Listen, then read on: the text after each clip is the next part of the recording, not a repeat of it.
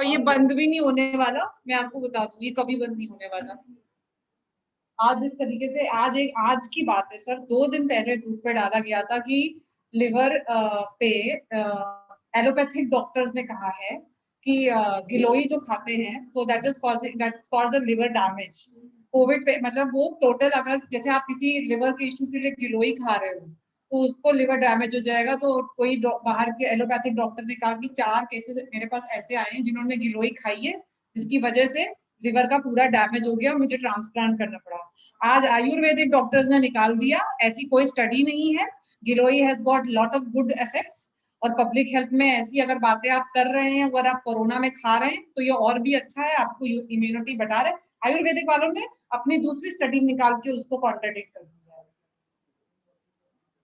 हाँ, कि उसका दिमाग खराब हो जाए।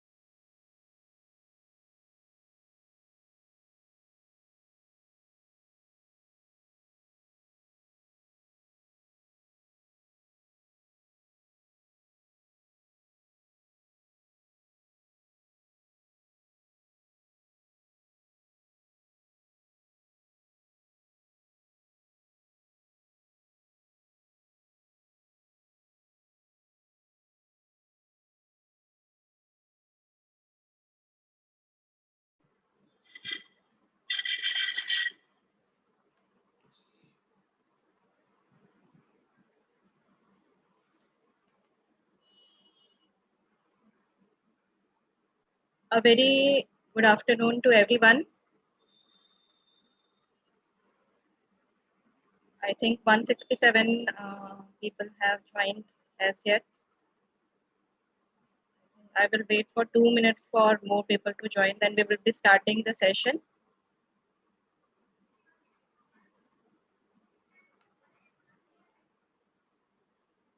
Mamta team, am I audible? Yes, ma'am, you are audible. Okay, thank you.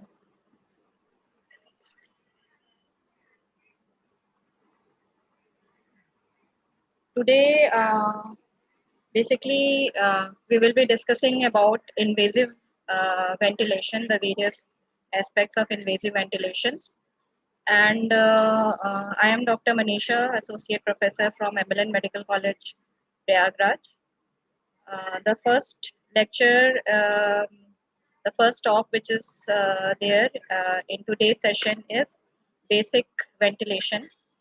Can you allow me to, okay, let me share my screen.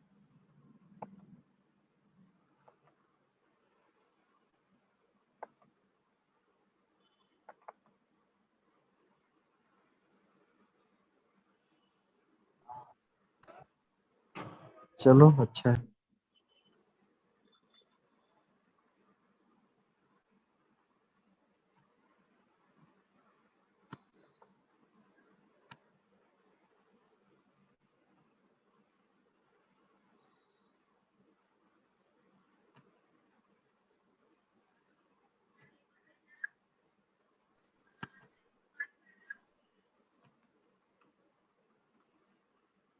Is my screen visible, Mamta team?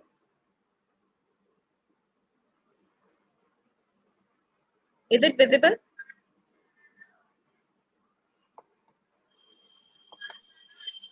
Yes, ma'am, it is visible. Okay, thank you.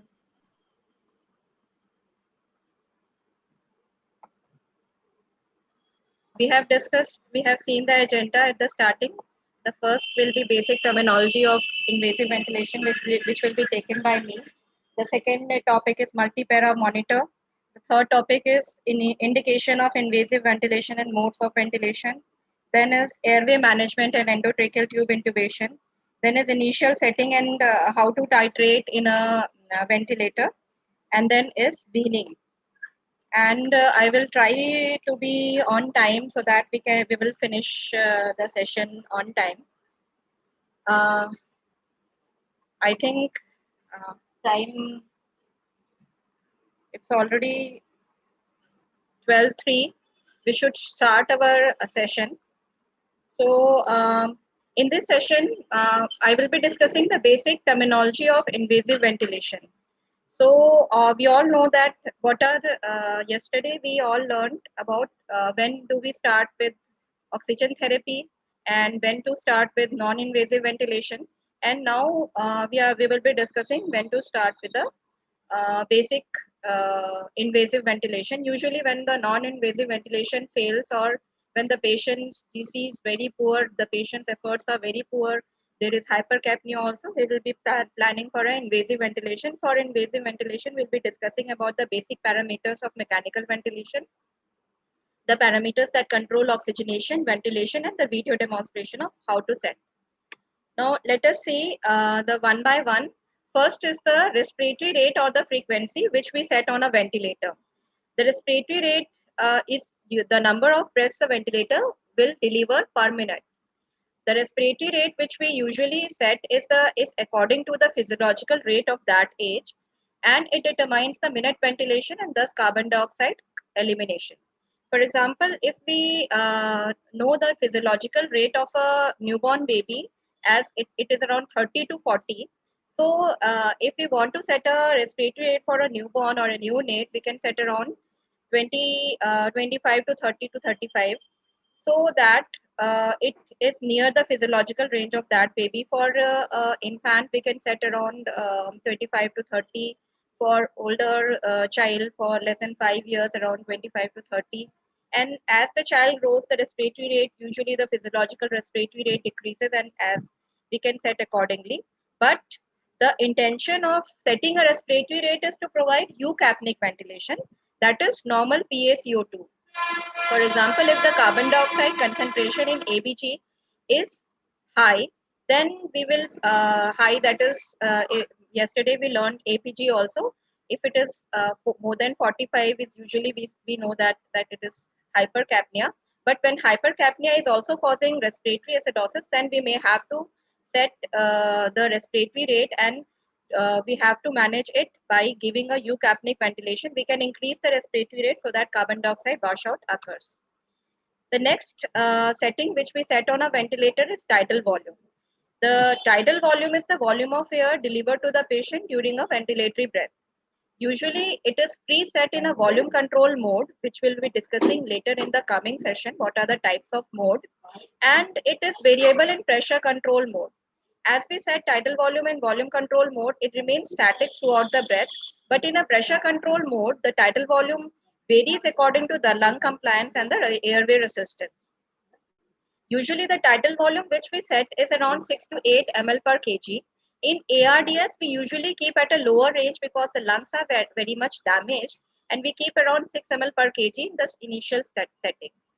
Tidal volume also determines the minute ventilation, as the minute ventilation is the product of tidal volume and respiratory rate. The next setting we set is a FiO2, that is fraction of oxygen and inspired air gas mixture. It ranges from 21 to 100%, that is atmospheric air, to 100% oxygen. Usually there is a mixture of, there is a port in which air is also given to the ventilator. So air and oxygen mixture is given. We may start with 100% oxygen initially, but we should try to decrease the FiO2 below 60%, as increased oxygen concentration in the lungs may damage and cause oxygen toxicity. And this setting of this FiO2 is usually to keep as PaO2 and SpO2 within the acceptable range. PaO2, usually what we have learned yesterday, is around normal is 80 to 100. We can keep it at least more than 60, and SpO2 should be around 92 to 94. And we should titrate FiO2 to keep this in the acceptable range. Now, the next one is the positive end expiratory pressure. Positive end expiratory pressure is the pressure maintained at the end of expiration. The main function of this PEEP is improve the ventilation perfusion matching and oxygen by decreasing the intrapulmonary shunt. Now, what is intrapulmonary shunt? Intrapulmonary shunt is the amount of blood which is coming from the heart to the lung, and it goes unoxygenated again to the lung. That is percentage of blood which is going unoxygenated again to the heart. So if the amount of pulmonary shunt is increased, then oxygenation status of the patient is decreased. So what PEEP does, it increases the ventilation perfusion matching, and thus decreases the intrapulmonary shunt, and thus improves the oxygenation. And PEEP also increases the functional residual capacity. What is functional residual capacity? Functional residual capacity is the amount of air which is left in the lung after forced expiration. So there has to be some amount of air left in the lung so that all the alveoli should not collapse. So by increasing the functional residual capacity, it distends the patient alveoli, recruits the previously collapsed alveoli, and thus improves the lung compliance. Now let us see this diagram. This is regarding the ventilation perfusion matching. If we give a low PEEP, then the alveoli is collapsed. This is alveoli. We can see that it is a collapse, and this is the circulation. So although there is a good circulation, there is a good perfusion, but there is no ventilation. So it is a ventilation perfusion mismatching. In this diagram, we can see that the alveoli are over distended. We have given a very high PEEP, and this over distended alveoli compresses upon the circulation. So although ventilation is very good, the perfusion is hampered. Now let us see this diagram. In this diagram, we have given optimal PEEP. So both ventilation and perfusion are okay. So the intrapulmonary shunt also improves, and the oxygenation status of the patient improves. So PEEP is the best method by which we can increase the oxygenation status. But we should also keep in mind that inappropriately high PEEP may also lead to over distended lungs. And this over distended lungs, as we all know that venous return comes from the lung also, goes through the lung. This venous return get compressed and decreased venous return to the heart. Decreased venous return to the heart leads to decreased cardiac output and the hemodynamic compromise of the patient. So all these things has to be kept in mind while setting up PEEP. And PEEP, a high PEEP may also call air leaks like pneumomediastinum and pneumothorax also. While the initial setting which we set for PEEP is 3 to 5 centimeter of water in children, but in ARDS we may start from 8 centimeters of water also. Now, next is PIP, that is peak inspiratory pressure. Peak inspiratory pressure is the highest pressure reached during inspiratory phase. So, it usually increases the oxygenation status of the patient, and inappropriately high PIP may lead to ear leaks and barotrauma, as the pressures may cause lung damage. Sometimes in volume control mode, we can find a sudden increase in PIP. And what does it indicate? It may indicate that there is some airway secretions in the which is causing resistance to the airway. There can be a bronchospasm or some mucus plug which is causing airway resistance, and this airway resistance may cause sudden increase in PIP. So if in a volume control mode we are seeing a sudden increase in PIP, we should be looking for secretions, bronchospasm and mucus plug. The initial setting which we keep a PIP is around 18 to 20 centimeters of water. Now let us see this diagram which can easily understand what is PIP and PEEP. PEEP is the baseline pressure which is maintained throughout the cycle, and PIP is given is the peak pressure which is given at each breath. So this is PIP, that is peak inspiratory pressure, and PEEP, positive end expiratory pressure. So while pronouncing, we should always keep in mind the person which is taking our order understands that what is PIP and PEEP and sets accordingly. Now next is the plateau pressure. Plateau pressure or P plateau is the alveolar distending pressure. So let us understand by this that whenever we give a peak pressure, that is, the pressure is given by the ventilator because of some airway resistance or some compliance, the pressure which is coming up to the alveoli has decreased. So this alveolar distending pressure is called the plateau pressure. So the pressure applied by the ventilator to the small airway is called plateau pressure. We usually don't set a plateau pressure on a ventilator. We get this plateau pressure by doing an inspiratory hold maneuver.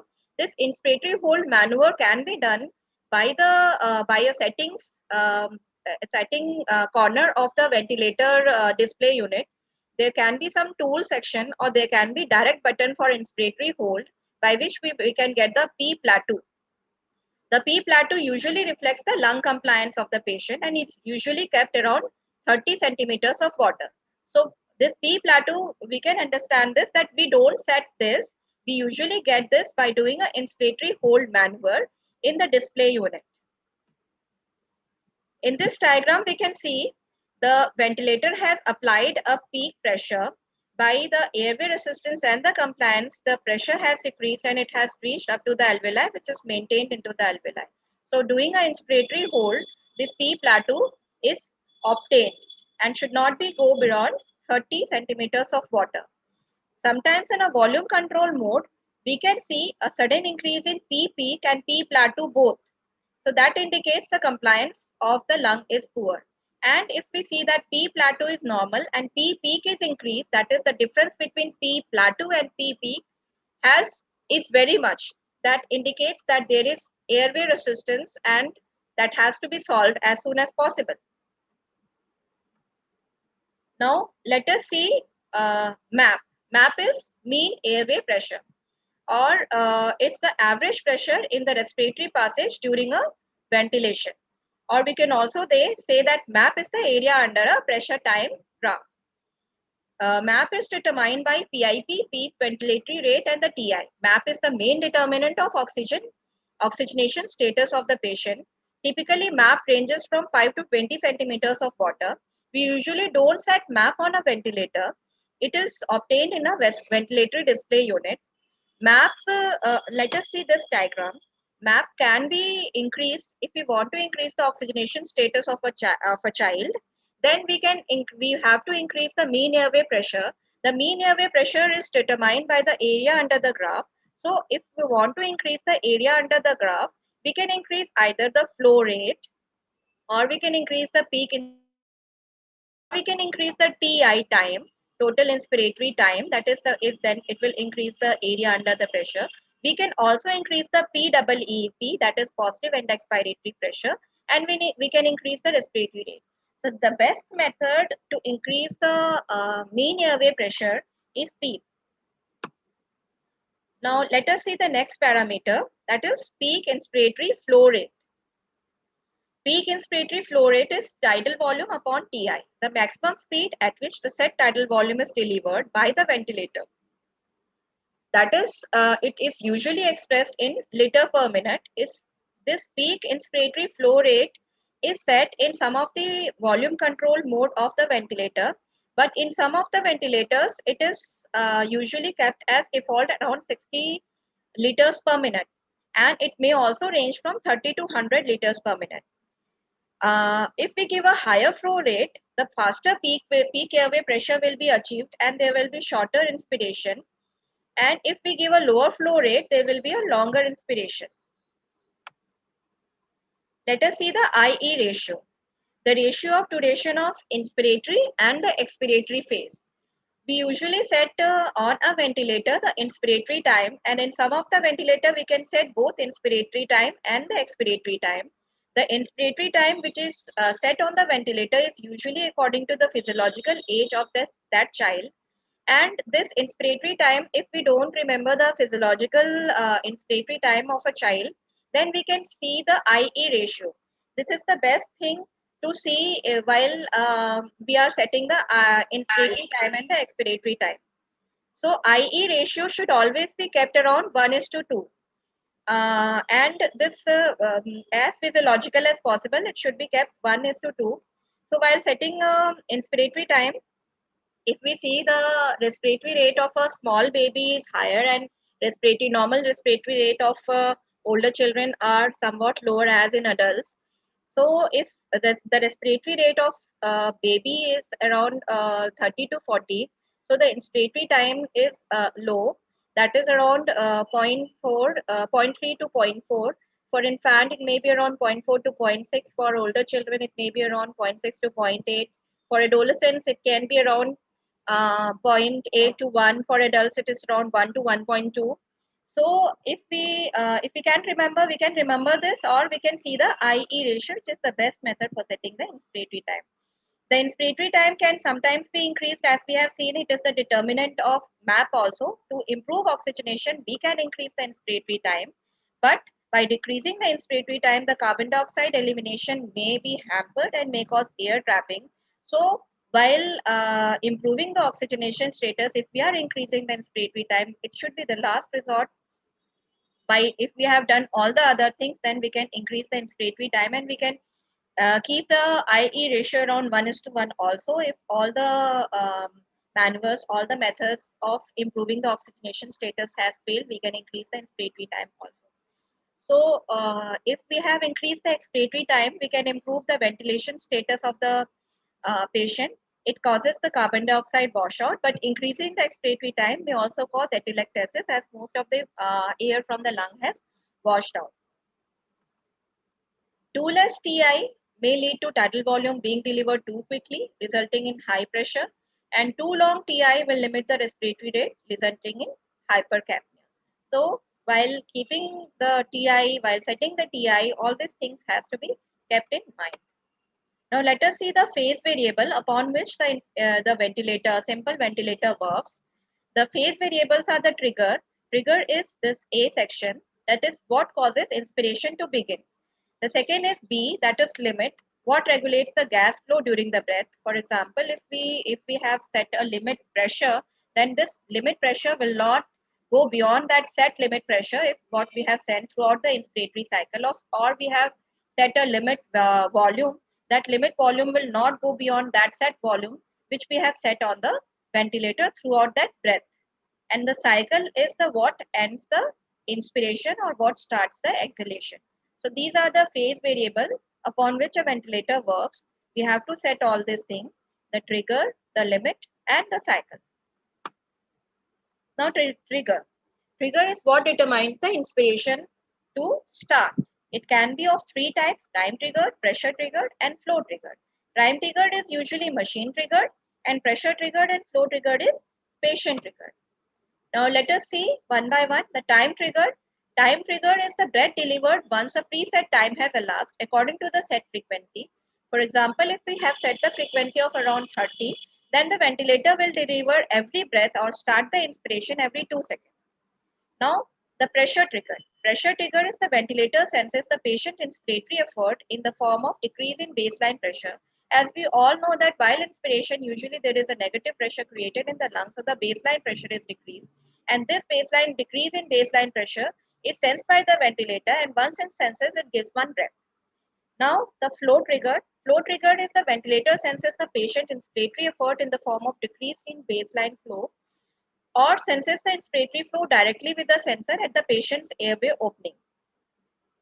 So either it can sense the decrease in baseline flow or the inspiratory flow is directly sensed by the sensors which is near the airway opening. We will see the basic diagram of the ventilator, then we'll see the sensors are there which can detect the flow of the inspiration. And we have already discussed that patient triggered is usually the flow pressure and the flow triggered, and the machine triggered is the time triggered. Now let us say limit. Limit is what regulates the gas flow during the breath. If a variable, pressure, flow or a volume is not allowed to rise above the preset value during the inspiratory time, it is termed as limit variable. For example, if pressure control we have set a PIP, beyond that P pressure, the pressure will not go.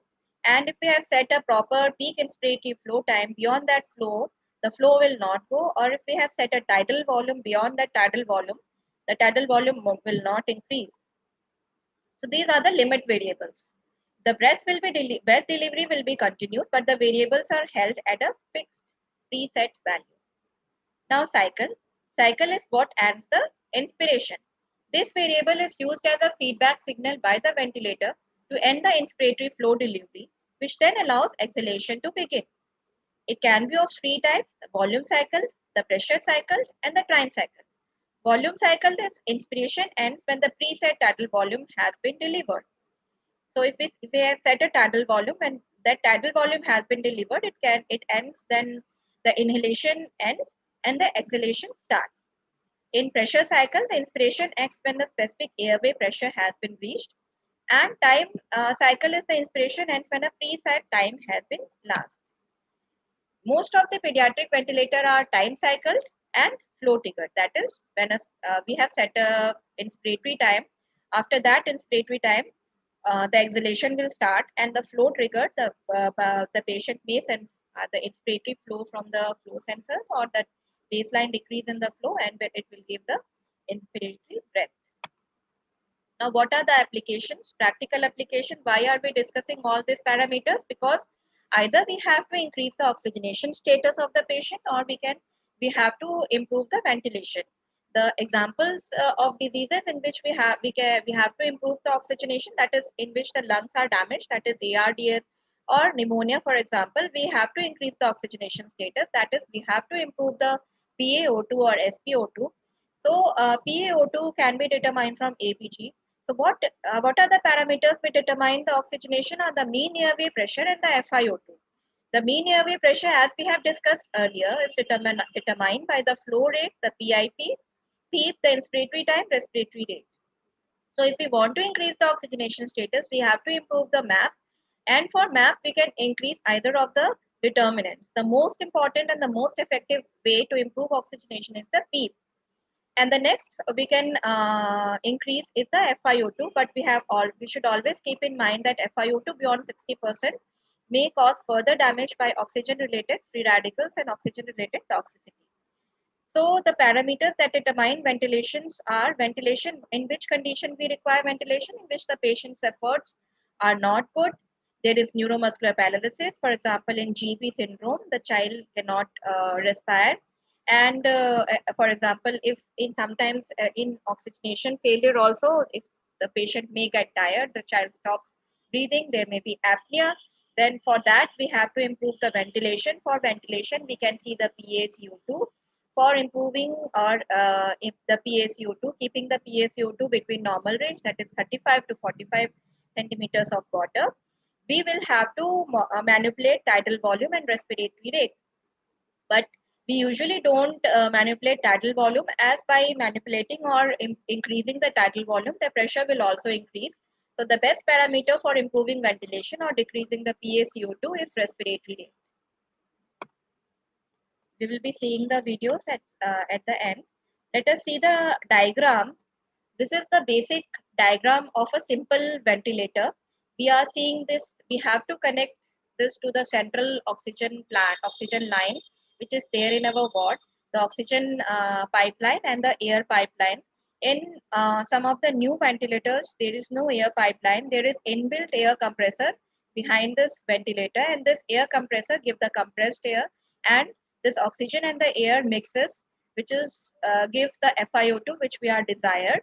And then this is a display unit. This is a circulator, breathing circuit. One is inspiratory limb and one is expiratory limb. This is a flow sensor. It can sense the flow, inspiratory flow, and it is connected to the ventilator.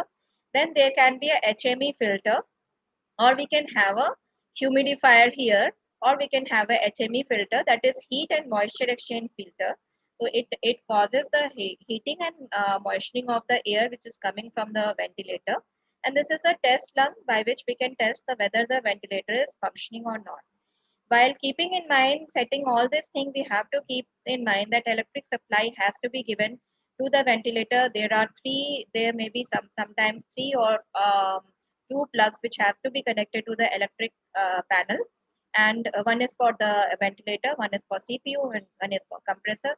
So these things has to be kept in mind, because if one of the thing is not connected, then the ventilator may not function properly.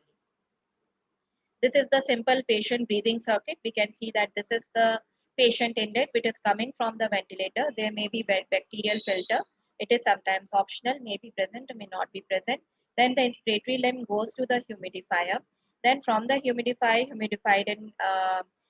heated air comes to the inspiratory limb. There is a water tap. Water trap function is to trap the water vapor which is there in the limbs. If there is water vapor in the limbs, then it may cause airway resistance.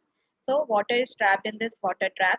And then there is a Y piece. From the Y piece, the nebulizer may be connected in case if we are um, thinking that there is some bronchospasm, or if the patient is of bronchial asthma, we can do a nebulization also.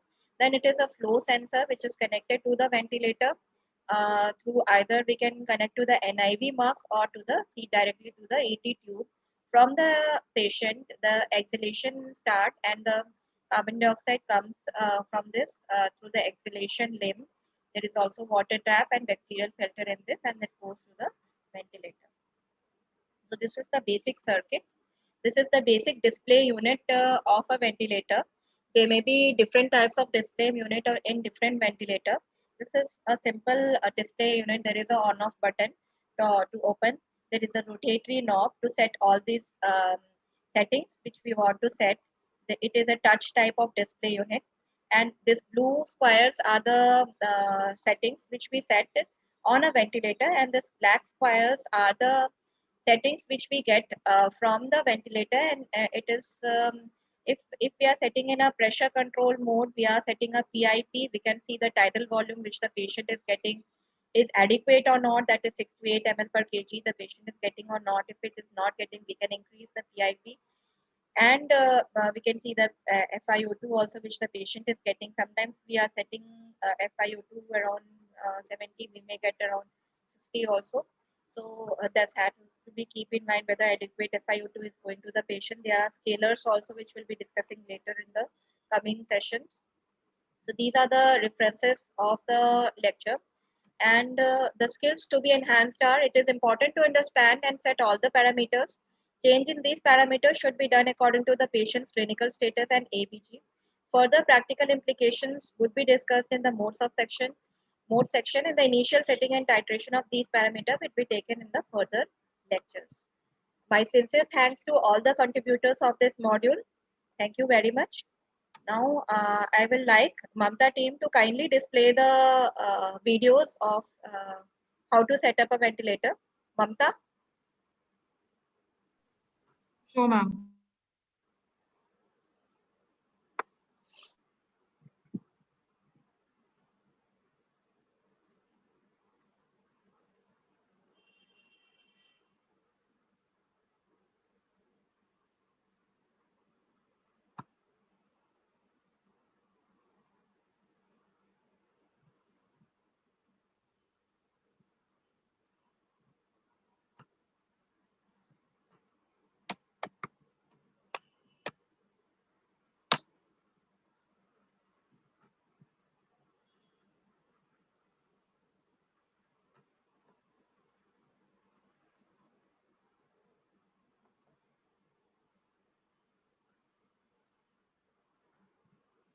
Hello everyone. Today we will see about the mechanical ventilator, the parts of the ventilator, tubings, how to attach these tubing and how to start a ventilator, and the next part we'll see how to set the parameters for the pediatric patient.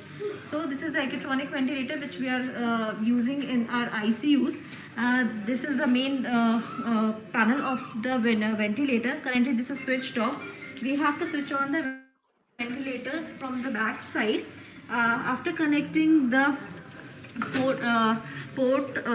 charging port into the cable into the charging port and also the humidifier, and we'll connect the cable of the humidifier in the port and we'll start the ventilator. This will see the charging cable, lights of the charging cable are on. This is the button from which we'll start the ventilator. We'll press it for the long time and we'll see the main panel is getting displayed. It will take some time to for the main screen to come. Till the meantime we'll attach the tubings. So as all the ventilator we know, we have some basic tubings. We'll take the sterile tubing, either the fresh tubing which are coming in the market or the reusable tubing which have been ETO'd or sterilized. So after donning gloves and hand washing and donning gloves, we'll take out the tubing. This part which has a 3 plug, this is the expiratory tube.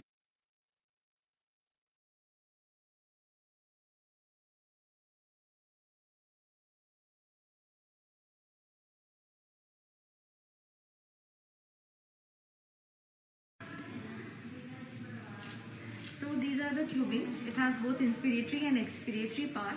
So how to differentiate? The one with a thin, the white tubing generally with a thin inlet is the expiratory tube, and the blue one, other one is the inspiratory tube. So as we see, this is the attachment which goes on the patient end in the endotracheal tube, and this is the end which goes into the ventilator. So we'll start with the humidifier chamber. So this is the humidification chamber which will, as we can see, there is a line which gives us the level for the water, and only sterile water or distilled water is filled in the chamber. So this is our humidifier. We'll switch on the humidifier from this point. We'll push down the inlet and then gradually slide it down. So as a click sound has come, that means the chamber has properly fixed. Now we'll attach the tubings. So this port, this is expiratory port, and this is clearly mentioned here is expiratory. So the expiratory port will goes into this. The second part, which is the short part of the inspiratory tube. So the one part goes into the inspiration as mentioned in here, like this, and the broad part goes into the humidifier chamber. So we'll put the humidifier chamber. This is the inspiratory port which is going from ventilator to humidifier. Second part will come from humidifier to the patient end. So this is the second part of the inspiratory lens. From humidifier, the broad end will goes into the humidifier chamber, and the second part into the patient limb. For timing, we'll attach the patient limb to the test lamp. There is one more tube which is oxygen tubing. This is attached from this proximal end of the ventilator up to the distal end of the expiratory limb. This is the point. Okay, so this is our tubing. Now comes the humidification. So for the how to attach the humidifier, since we have seen, we have switched on the humidifier, it is showing us the temperature. These are two modes, the invasive mode and non-invasive mode. Since we are doing the invasive ventilation, we'll select the invasive mode, and these two wires are there. So where to connect which wire? Since there are 3 ports, as you can see, we'll connect this proximal end into the inspiratory one, like this.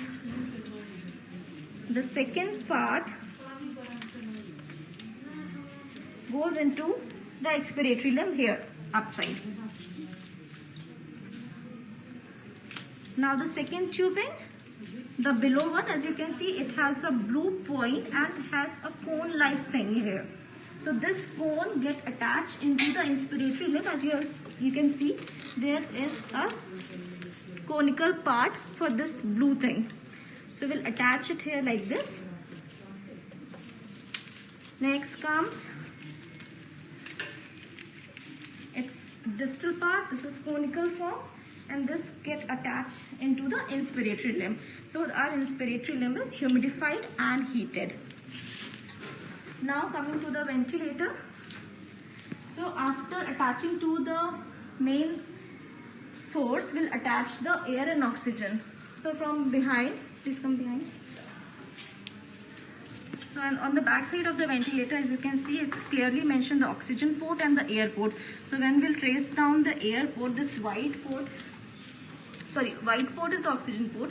So as we'll see, this white tubing will connect into the oxygen like this. We have to plug it down and then push. Similarly, air will plug it down and push.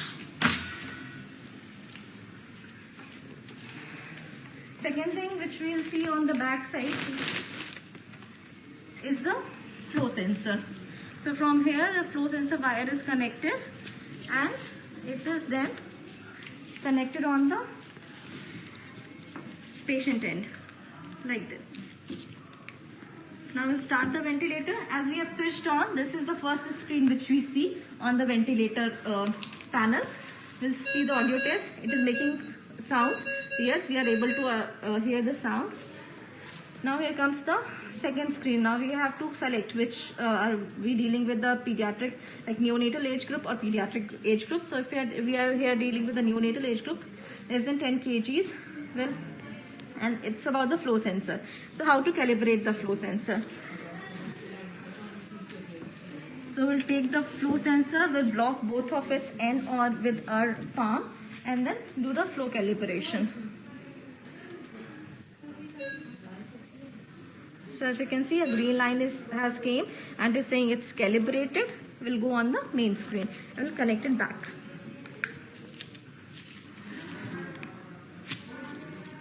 So this is the main panel. On main panel you can see there are multiple things which is coming, and these are the modes. On baseline you can see there CPAP, nasal CPAP, dose CPAP, oxygen therapy.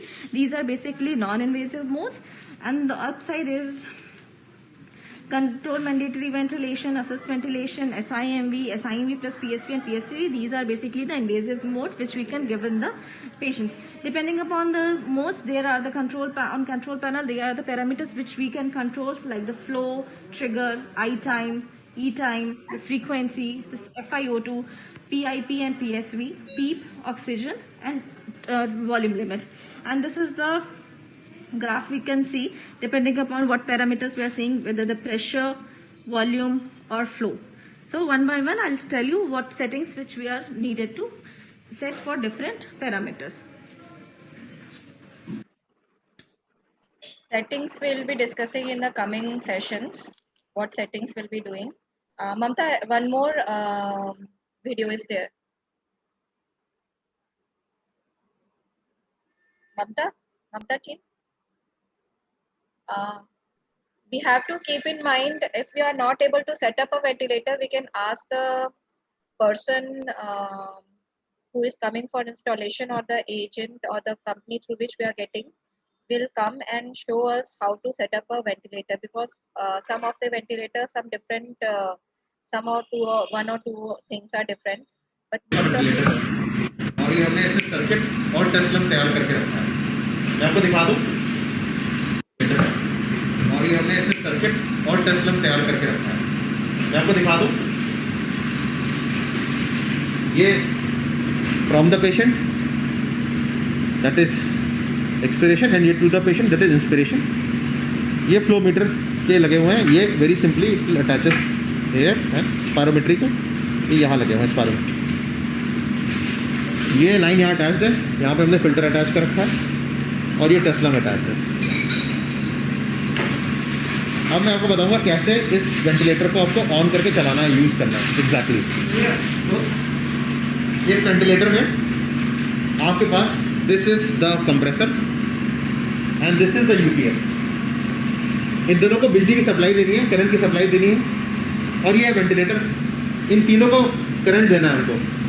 Ventilator अपना current UPS से उठाता है, तो ventilator का जो circuit है वो UPS पे लगा हुआ है, कंप्रेसर और यूपीएस, इनका कनेक्शन हमने यहाँ दे रखा है। ये यूपीएस के लिए है, ये कंप्रेसर के लिए है, और वेंटिलेटर की इलेक्ट्रिक करंट वो यूपीएस से आ रहा है यहाँ पे नीचे इस पॉइंट से। ठीक है, तो आपको दो आउटलेट लगाने हैं और वेंटिलेटर का इनलेट आपको यूपीएस से लेना है। अब इसको कैसे ऑन करना है? ऑन करने से पहले मैं इसे ऑफ कर देता हूँ। वेंटिलेटर बंद हो गया। ठीक है, आपने कनेक्शंस दे दिए, आपने बटन ऑन किए। आप आएंगे यहाँ पे, पहले बटन को ब्रीफली प्रेस करेंगे। पहले यहाँ से कंप्रेसर को ऑन करेंगे और यहाँ से फर्स्ट बटन को ब्रीफली प्रेस करेंगे फॉर 10 सेकेंड्स। यहाँ पे आ जाएगा वोल्टेज 230 वोल्ट्स का। वेंटिलेटर की मेन स्क्रीन पे आएंगे, you will compress it, self test and calibration होगा, पास, नॉब को प्रेस करेंगे, स्टार्ट दबाएंगे, स्टैंड बाई मोड पे है। अपना मोड सेलेक्ट कर लेंगे, आप जो भी मोड यूज़ करना है आपको। सपोज आपको हमें प्रिंसिपल मोड यूज़ करना है, अपने मोड के लिए आपने स्टार्ट कर दिया और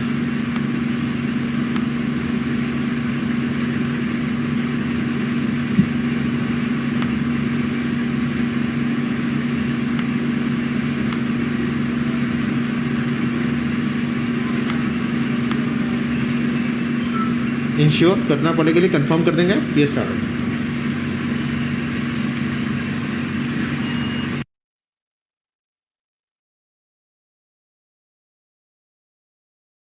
Video showing the ventilator which will be getting from PM Care.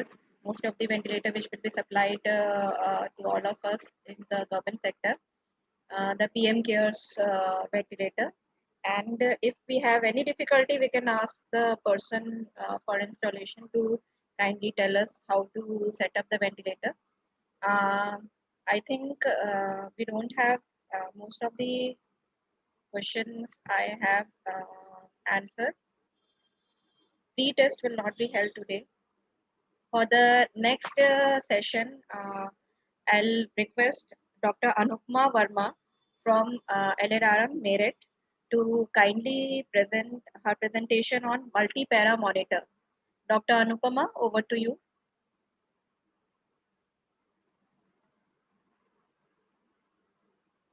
Dr. Anupama? Yes, ma'am. Yes, ma'am. Thank you, Manisha, ma'am. Okay.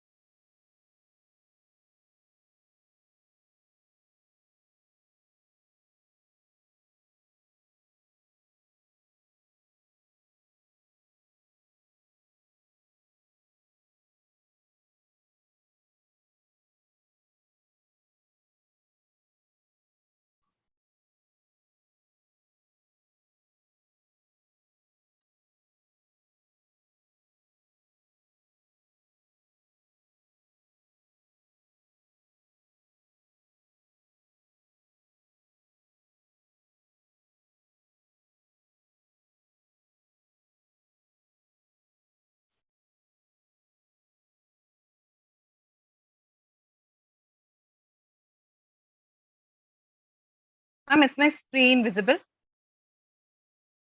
Screen is visible, but no slideshow is there. Yes, ma'am. It's Yes. coming. Yes, it's there. Okay. Thank you, ma'am. Good afternoon to all the panelists and all the attendees.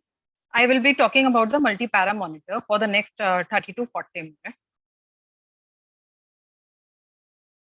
Our learning objectives will be different monitoring parameters, how to use the multi-para monitor, what should be our alarm settings, and important aspect of using every machine is maintenance of the machine.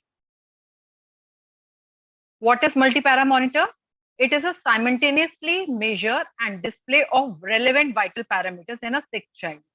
In general, basic models are used to monitor cardiac activity, heart rate, saturation, blood pressure, invasive and non-invasive, respiratory rate, temperature. It consists of 4 component sensor which is attached to the body.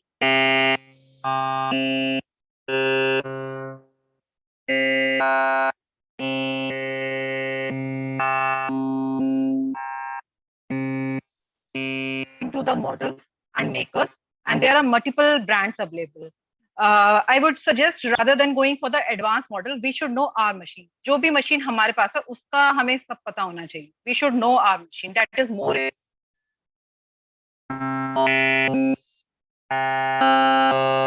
In cardiology, we have ECG, cardiac output, continuous cardiac output monitoring, impedance cardiography, hemodynamic, oxygenation and volumetric. There is invasive and non-invasive blood pressure monitoring, central venous oxygen saturation, SpO2, perfusion index. Other monitoring domains are airway and lung mechanics. We have respiratory mechanics. Neurology, we have EEG and neuromuscular transmission. For tissue perfusion, we have regional saturation, and finally, there are temperature.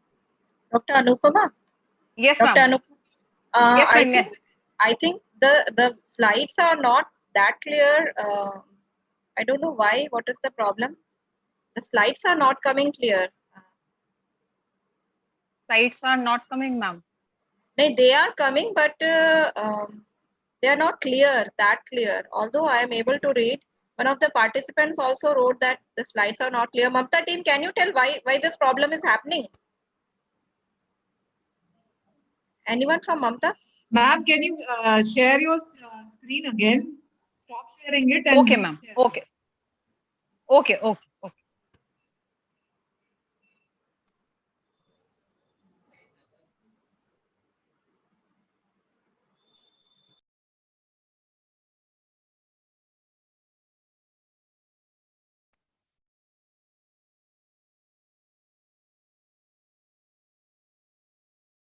Ma'am, now it is better or same? Still there is the issue, ma'am. Still it's the same.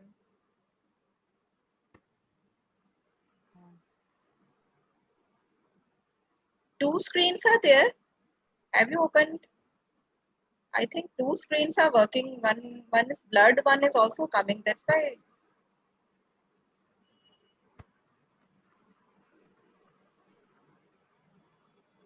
Ma'am, give me just a few minutes.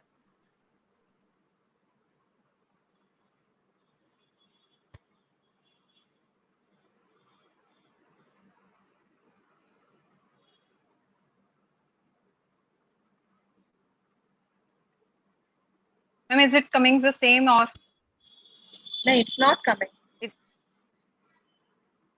not coming. It's not showing. Okay. It's not showing.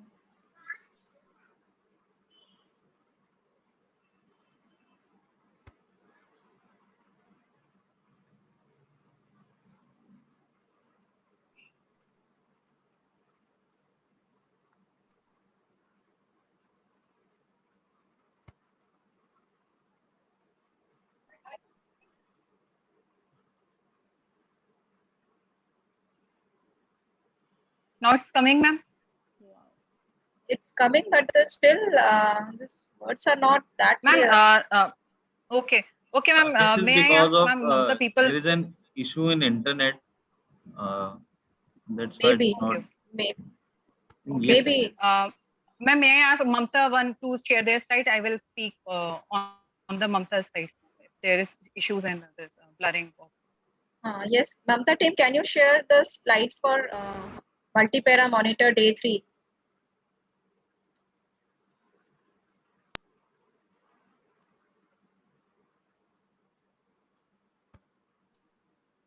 Now the messages, ma'am, screen is okay. Should I continue or ma'am change it?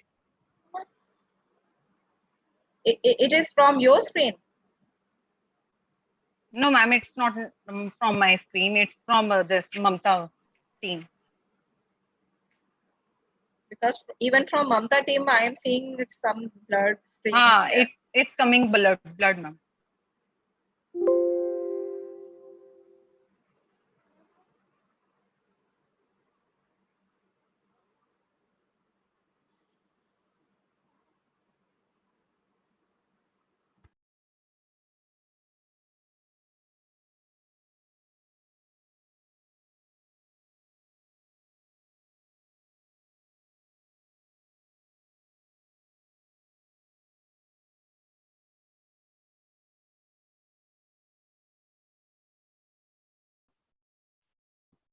Priyanka, please allow screen sharing. Let me try.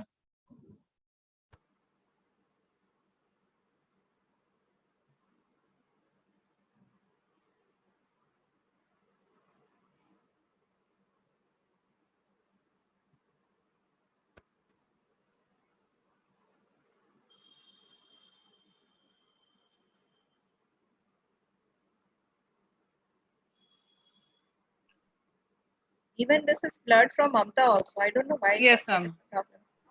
Priyanka, can you please activate the screen sharing from all panelists?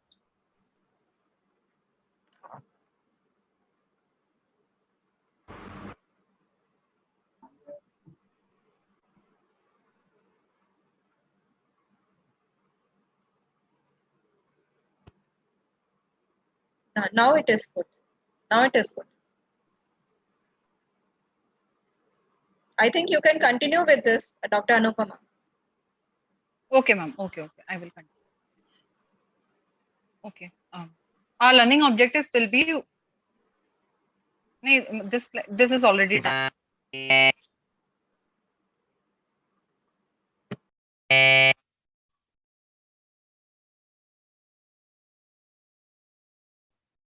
Next.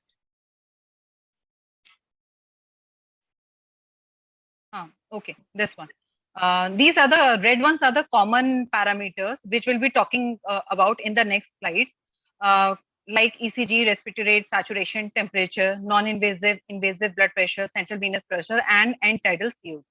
Others are the not that common, like ECG, regional oxygen saturation, cardiac output, continuous cardiac output monitoring, central venous saturation, neuromuscular transmission, impedance cardiography, bispectral index, and respiratory mechanics, and transcutaneous blood gas.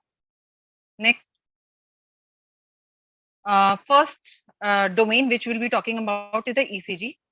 We will be using 3 lead, 5 lead, 6 lead, or 12 lead according to our requirement. We get heart rate either from the ECG or SpO2.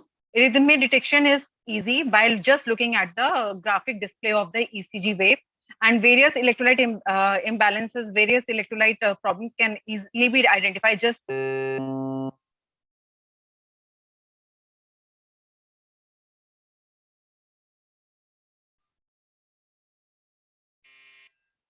by electrode placement, which we all should know at least. मतलब जब भी कोई patient आता है at least उसके 3 ECG Leeds लगा देते हैं और वो मॉनिटर उससे अटैच कर देते हैं, तो बेसिक जो वेव फॉर्म है वो आना शुरू हो जाएगा. तो ये हम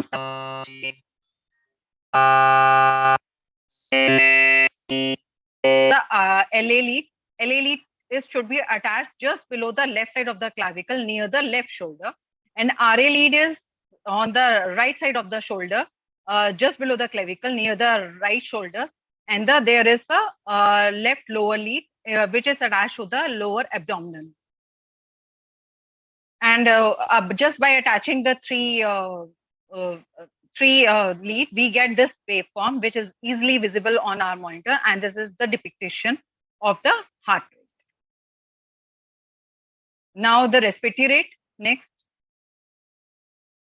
Respiratory rate is derived either by the CO2 monitoring or by the impedance. Impedance is generally taken up by the ECG leads only. And this is the graphic display of the respiration pattern. This is the numeric value of the respiratory rate. Next. This is the same electrode placements are used for monitoring the respiratory rate. Either lead 1. Lead 1 is lead 1 is joining the left LA and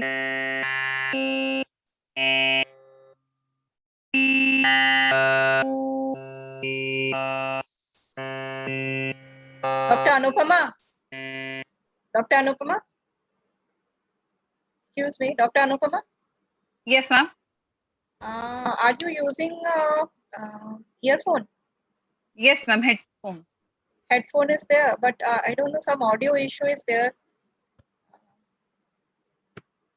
Just connect it. I think कुछ connection problem तो नहीं है, कुछ उससे computer से आपने connect किया है, उसको ठीक से एक बार प्रेस करके एक बार अच्छे से कनेक्ट करिए. शायद कुछ साउंड्स अलग से आ रही हैं. They are very loud sound. They are not coming from my side. I don't know. Most of the people are writing. I thought I am only getting the sounds, but most of the people have written that. Okay, ma'am. I'm removing my mobile, ma'am, but okay, ma'am.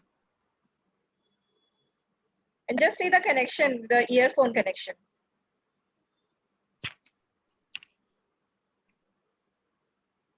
Okay, you continue. You continue, Dr. No. Okay, ma'am. Okay, ma'am.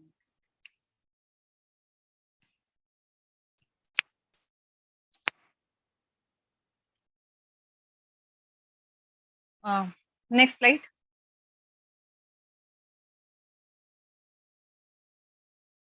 Next domain which we will be talking about is this pulse oximeter. Basically, four things we'll be talking about: SpO2, perfusion index, plethysmography variability index, and signal IQ indicator. These are the various probes which are available in the market. One is this clip one. Another one is this just a tape is tied around the digits, and this is clip form. So various form of sensors are available in the market. Next. First of all, the most common, the most talk about in today's COVID area is saturation. Even the layman person को पता है कि oxygen level कितना चल रहा है. हर एक को मॉनिटर करना आता है. तो this is the most talk about is SpO2 monitoring. Target saturation should be more than 92.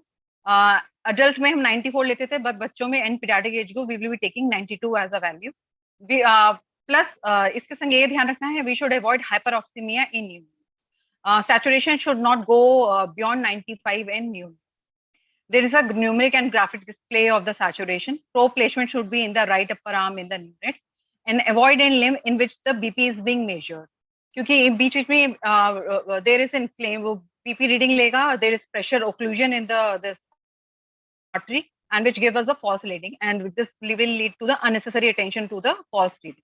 तो उस हाथ में नहीं लगाना है जिस हाथ में BP का कफ हमने बांध रखा है.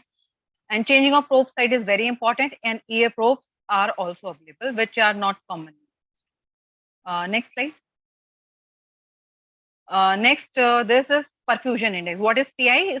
Perfusion index. It is an indicator of peripheral blood flow. Measurement of strength of the photoplethysmography signal at a sensor site.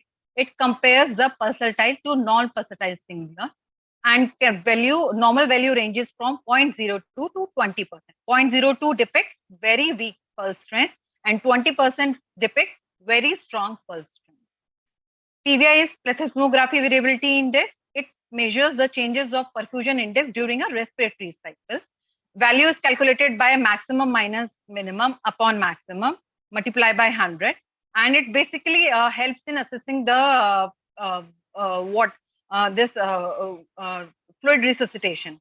Basically in PDA, hemodynamic significance in PDA, intravascular status in neonates, and value more than 40% show response to the fluid.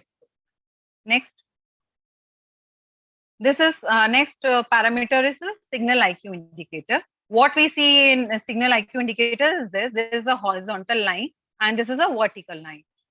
Each vertical line depicts an arterial impulse. Actual signal actual में सही आ रहा है नहीं आ रहा है, जो quality of flow to the area applied and hence the quality signal. तो अगर flow आपका ठीक है तो arterial impulse को वो सही read कर रहा है तो this value will be depicted. In case अगर signal ठीक नहीं आ रहा है, ये vertical lines absent है या they are absent or they are low amplitude, it means the signal is weak. So the value will be depicted on the monitor may be a false. Next. These are the various waveform which we see on the monitor. This is the signal IQ indicator. Normal, there is a horizontal line, normal vertical line. So this is a good this signal indicator, and this is the normal waveform of the pulse. This is a normal plethysmography. Hence, our conclusion is what reading we see on the monitor is maybe a actual reading of the patient. In the second one, we see there is no signal IQ indicator. There is no vertical line. So hence the arterial pulse may be weak or there is a detachment of this sensor part. And again, the waveform is not regular. So this our interpretation by this just looking at this graph is poor this signal indicator and along with a poor plethysmography. In the third one, we see a good signal IQ indicator, but there is a variable plethysmography. In the last one, we see a good signal indicator, but there is a low volume plethysmography. So hence this reading may be a false reading, which should be we should cautiously interpret this type of reading in which we have a poor signal IQ indicator. Next. So first one is the good signal indicator along with the plethysmography. This is poor one. This is variable plethysmo with good signal IQ indicator, and this is good IQ along with a non-variable low plethysmo. Next, temperature. Next, temperature thermally sensitive resistors are used. The resistance change of thermistors is used to calculate the temperature. Up to 2 temperature sites can be monitored simultaneously, and the difference between the 2 measured sites is calculated.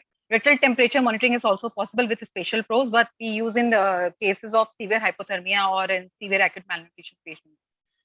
Rectal thermometer monitoring is done. Next is non-invasive blood pressure monitoring.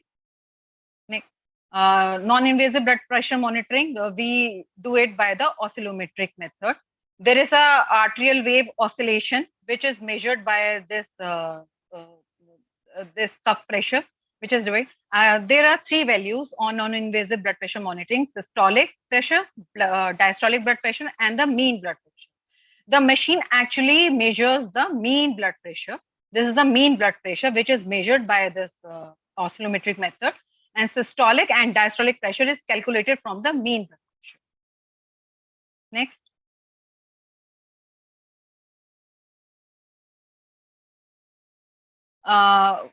What is more important for taking BP is to use the appropriate size BP cuff. How do we determine what size should be used? It is determined by just measuring the this acromion to olecron to acromion and midpoint of this, and we measure the limb circumference. The width of the cuff should be 40% in neonates and 2/3 in the length, 2/3 of the length of the upper arm or thigh in children. The inflatable portion, that the bladder portion, जो there is जो finally inflate करता है, should cover around 60 to 80% of the arm. Application of the cuff should not be too tight, should not be too loose, and should be smooth and snugly fitting. Choose an auto deflation mode, and ideally average of 3 readings should be done. And we should not take BP in the crying or agitated side because they may give a false value of high blood pressure. Next. These are the variable disposable BP cuff available in the market. These are the neonatal BP cuff of different sizes. Next. Next is the invasive blood pressure monitoring. It is not routinely done. It is generally done in a critically ill patient or we require it for real-time monitoring, and both the numeric and the waveforms can be seen by the arterial blood pressure monitor. Next. This is representation. There is actually we require intra-arterial line for measuring the intra-arterial blood pressure. Intra-arterial line is there, which is connected to the tri-way, which is connected to the transducer, and there is a cable, and there is a module. This is the blood pressure module, which is connected to the monitor. यहाँ पे monitor के संग attach होता है. अलग-अलग modules placed होते हैं जो भी हमें measure करना है. And this is the pressure bag filled with normal saline. Next. This is the actual picture of this invasive blood pressure monitoring. This is again the pressure bag, which is connected to the IV line. Then this is a transducer, which is connected to the IV cable. And this IV cable will be connecting to the this blood pressure module. Next.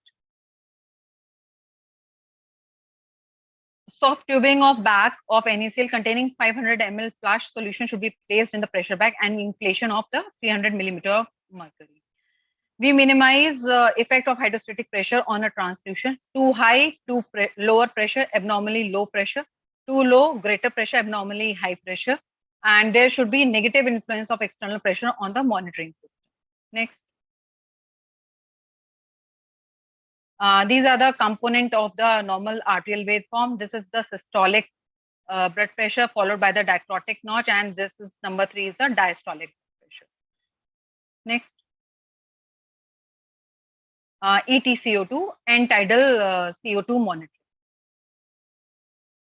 Next, basically saturation gives you the SpO2 gives you the this oxygenation part. And what EtCO2 depicts? EtCO2 depicts the ventilation part. How oxygen and ventilation are different? Oxygenation is just carrying off oxygen and delivering to the body. Ventilation is actually what amount of gases exchange taking place at the arterioalveolar junction. So this is the most sensitive marker, and tidal CO2 is the most sensitive marker for the ventilation at the arterial alveolar junction. Capnography is a graphic display of the CO2 concentration versus time. This is called as a time capnograph. And if it is against the expired volume, it is called as a volume capnograph. Capnograph is a machine that generates a waveform and the actual waveform which we see. जो next slide में आएगा, that we call as capnogram, जो wave बनके बनती है ETC. Next. This is CO2 is produced in the body as the end result metabolism of the Krebs cycle. It is taken into the circulation through the venous system. It comes into the right side of the heart and then pushes to the left side. And depicting the CO2 will also give you the assessment of the cardiac output of the patient. This CO2 is then after circulation taken up by the lungs, and through lungs it comes out of the body. And here we see the normal caprogram. This is the normal caprogram. This is the value of the EtCO2. This is the value of the respiratory rate. Normal EtCO2 is depicted in this picture is 30. Next. We can attach E2 sensor either by attaching directly to the endotracheal tube. This is called the mainstream capnography. And we can attach an adapter to the endotracheal tube, and through it, our sensor and display will be there. This is the side stream capnography. Next. This is the normal capnogram. If you're able to differentiate between the two colors, there is white color in the graph and there is a yellow color in the graph. White color depicts the inspiration part, and this yellow part depicts the expiration part of the respiratory cycle. Here, there is the starting of the expiration. At this starting of this is called as the phase 1 of the capnogram. In the phase 1, there is the expiration begins and there is a clearing of the dead space. Since there is a clearing of the dead space, there will be no CO2 production. Hence, this is the flattening of the curve. This is the phase 2 of the curve. Phase 2 depicts the CO2 which is there in the alveoli comes out from the body, from the alveoli, it comes in the upper airway. So there is a rapid increase in the CO2 level. Hence, this is sensed by the EO2 sensor, and there is a rapid rise in the CO2. This is the phase 2. And this is the phase 3, that is the plateau phase. This is the alveolar phase. CO2 reaches the uniform level. And the height of this plateau will also give the idea of the cardiac output. We can also monitor the cardiac output just by looking at this capnogram also. And this is the end tidal, as the name depicts, end tidal. This is the end of expiration value, which is read by the sensor, which is depicted in the monitor. So this value will be depicted as a numeric value in your monitor as the end tidal CO2 at the end of the inspiration. And then there is a start of inspiration. In the inspiration, there's a rapid decrease in the CO2. So there is a rapid fall in the graph. This is called as a zero phase of the capnogram. And there is a clearing of the CO2. Actually, we should know the phases of this capnograph. So it will be easy to depict or to predict many things just by looking at the capnogram. Next slide. These are the various capnogram, and just by looking at this capnogram, we can analyze many things and diagnose many things. Just as this, by looking at it, this is the normal capnogram. This is the normal capnogram. Again, there is a loss of capnogram. There is no CO2 coming out of the body. So what our inference will be, either the tube is disconnected, dislodged or kinked, or there is a loss of circulatory function. Since there is no increase, there is loss of amplitude form. So either there is the loss of circulation or either the ET tube is disconnected. In this capnogram, this is normal capnogram, then there is a decrease in CO2 value. So a decrease in CO2 will be in the following, either the tube is, there is leak in the tube, or tube is misplaced, either it is in hypopharynx, or there is a partial obstruction of the this ET tube. This we can just look at the graph of the capnogram while doing the CPR. If there is an increase in 10 millimeter of mercury, then in our inference will be we are doing a good chest compression. At least 10 millimeter this amplitude should be present for doing a good CPR. For this, there is this normal there is a capnogram, then there is an increase in sudden CO2 level. So this depicts the return of the spontaneous circulation. This is the typical shark fin appearance, which is characteristically seen in asthma and COPD. Here it is, there is decrease in frequency, which is seen in hypoventilation. There is increase in frequency, which is seen in hyperventilation. And in it is, there's this normal capnogram, decrease in CO2, again more decrease in CO2, then there is a absence of CO2. This is in apnea. Or in deep sedation, we see this type of capnogram. So just by looking at the different capnograms, we can diagnose many things. Actually, SpO2 will fall in SpO2 will take time. At least 2 to 3 minutes will be required to decrease in the value, to depict the value of there is a decrease in this SpO2 in the monitor. But EtCO2 will decrease within a few seconds. So EtCO2 will be a most sensitive marker if we are looking for the ventilation. Next. Next important part is setting up of the alarms. There are two types of alarms: audio alarms, like there is different noises will be there, or the visual alarm. Blinking of lights will be there, either red blink or yellow blink of alarms. What is more important? We should according to the age of the patient, we should set the upper and the lower limit of the heart rate, respiratory rate, BP, and saturation of the patient in the alarm. Unnecessary alarm should be avoided, as it will create a noise pollution, which is detrimental for the critically ill patient. And for the ECG, we can diagnose many arrhythmia just by looking at the graph, and if we have set the alarms for it also on the monitor. Next. Next important aspect is maintenance of the machine. Extension cable should be tucked up in a bag when not in use. Disposable accessories should be used as much as possible. Reusable accessories should be cleaned with sprit swab in between. And accessories when not in use should be kept in a labeled. Next. So the key messages from my presentation is real-time monitoring of all parameters is required. We should use sensors properly because they are very expensive and very sensitive things. Age, we should always set age-appropriate alarms on the monitor. Early warning signs of adverse changes or trends should be should be early taken into account. Response to therapeutic intervention should be done and reflect proper functioning of other equipment. Next. If one want to go through the further detail, can go through the further references. Next. Skills to be learned are understand various parameters, identify compatible and appropriate sensors, identify and interpret abnormalities, and set alarms. This is my last slide, and this is the most important one. The most important monitor is clinician. Next. We should remain vigilant, integrate monitor information into the patient care. Sometimes machine may give you the false reading, but we should have a clinical sense and it should be at par.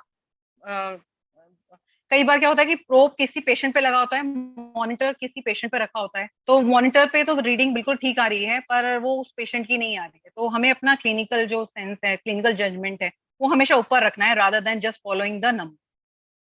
Thanks. Next. My sincere thanks to all the contributors and special thanks to Dr. Chandrakanta ma'am and Dr. Shelly Avasti ma'am. Next there will be 3 videos.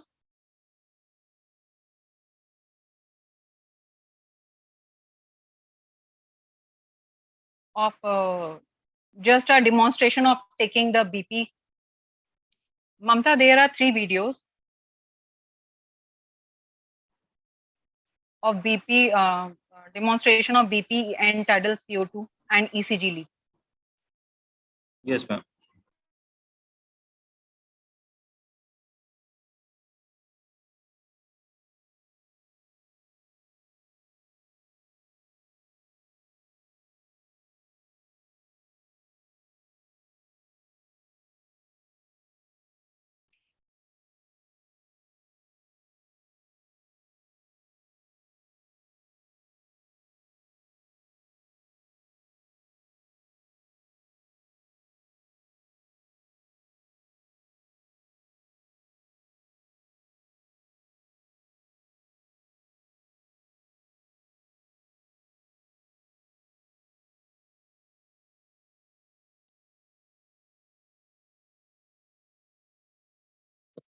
ECG cable has also two part. One is the connecting cable, and second part that is connected to the cable and the ECG leads that have to directly attach to the baby.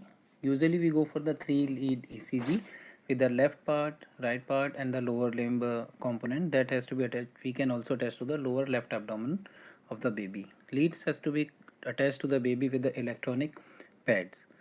After connecting the lead to the baby and to the monitor, there is a direct display of the ECG on the display monitor, and we can directly assess the pattern of the ECG of the baby, involving the assessment of the any electrolyte imbalance or a arrhythmia.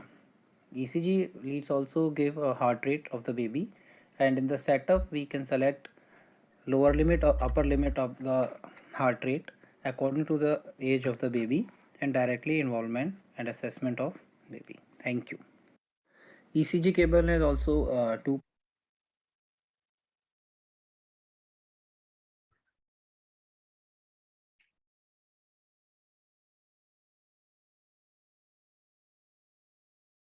For the end tidal CO2 monitoring, we have a separate micro stream sampling line that take the sample from the exhaled air and send it to the sensor that present in the separate module. In this version 19, we have a separate module that put into the satellite unit, and the sensor is present in this module. After inserting this module into the satellite unit, we have to plug in the microstream sampling line with one end to the module and other end connected to the baby, depending upon the baby on the invasive or non-invasive mode of ventilation. For the invasive mode of ventilation, we have a hub with connector to the ET and other end to the ventilator circuit. For the non-invasive mode of ventilation, we have a nasal cannula microstream sampling line that can be used for the baby. After connecting the sampling line, ETCO2 number will display on the monitor, and then we can regulate the baby's ventilation status by assessing the end tidal CO2 more frequently with the non-invasively, and ultimately that will increase the frequency of ABG and decrease the sampling of the baby. ECG cable has also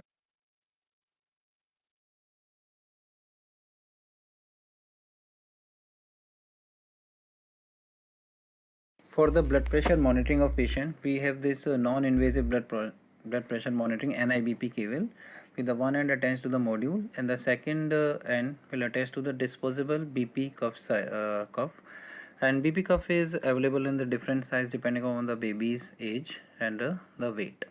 After connecting the cable and cuff to the baby, we will start measuring of blood pressure by pressing the knob or the touching the screen. That option is available in the monitor, and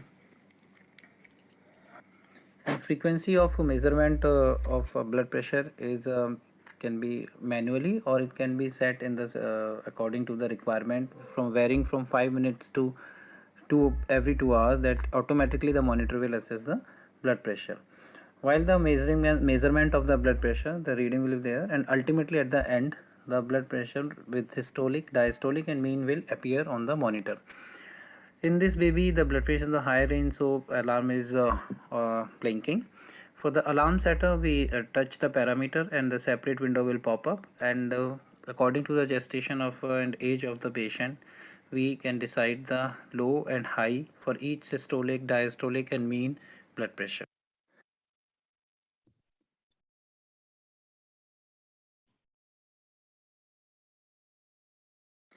This is a Mindray Benevision N19 multipara monitor with the display unit and the satellite module unit. This satellite module unit have the different slot for the modules, and this is comprehensive module that includes the ports for the NIBP cable, temperature cable, invasive blood pressure monitoring cable, ECG cable, and the SpO2 cable. So this comprehensive module we can assess around 5 to 6 parameters maybe with this comprehensive module, except ETCO2 that we have a separate module that we have to attach.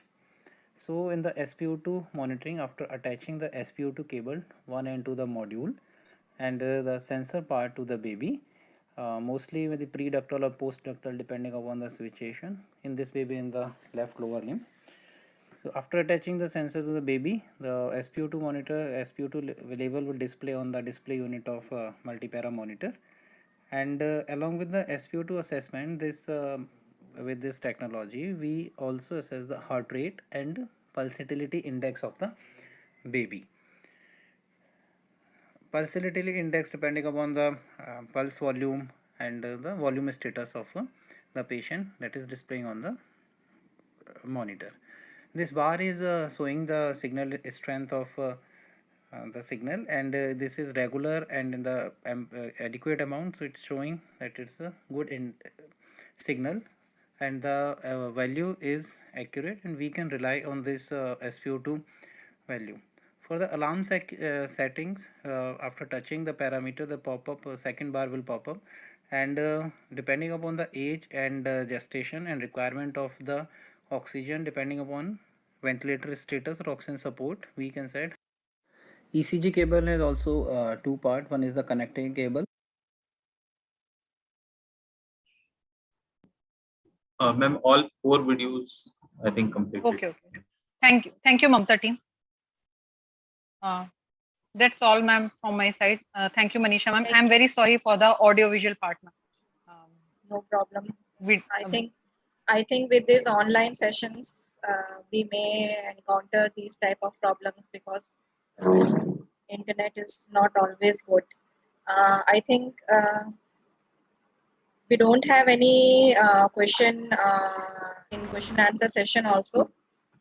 Some hands are raised. I think it's raised for so many, for few minutes or more. Can we have anyone wants to say something? I think we can see hands. Jay Prakash Chaudhary, Astha Pandey, Soumya Kumari, M.K. Sharma. They want to say something. Mamta team, can you allow them to speak, or we can go to the next session? It was a very good session, Dr. Anupama. Thank you very much. Thank you, ma'am.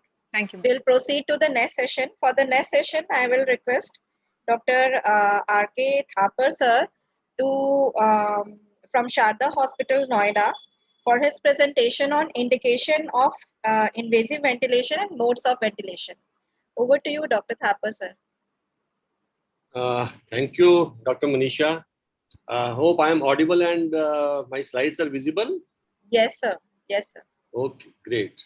So, good afternoon to all the participants. Let me do it full screen. Yeah. Yes. So, good afternoon to all the participants, and it's a pleasure discussing the various indications and modes of ventilation. I know you people must have been enjoying the sessions of day 1 and day 2 when you learn about sickness of the child, mild to moderate COVID illness, signs and symptoms. And second day, you must have learned about something about oxygen therapy and non-invasive ventilation. So we hope that our children get well with the day 2 management only, but some of the children may need the ventilation also.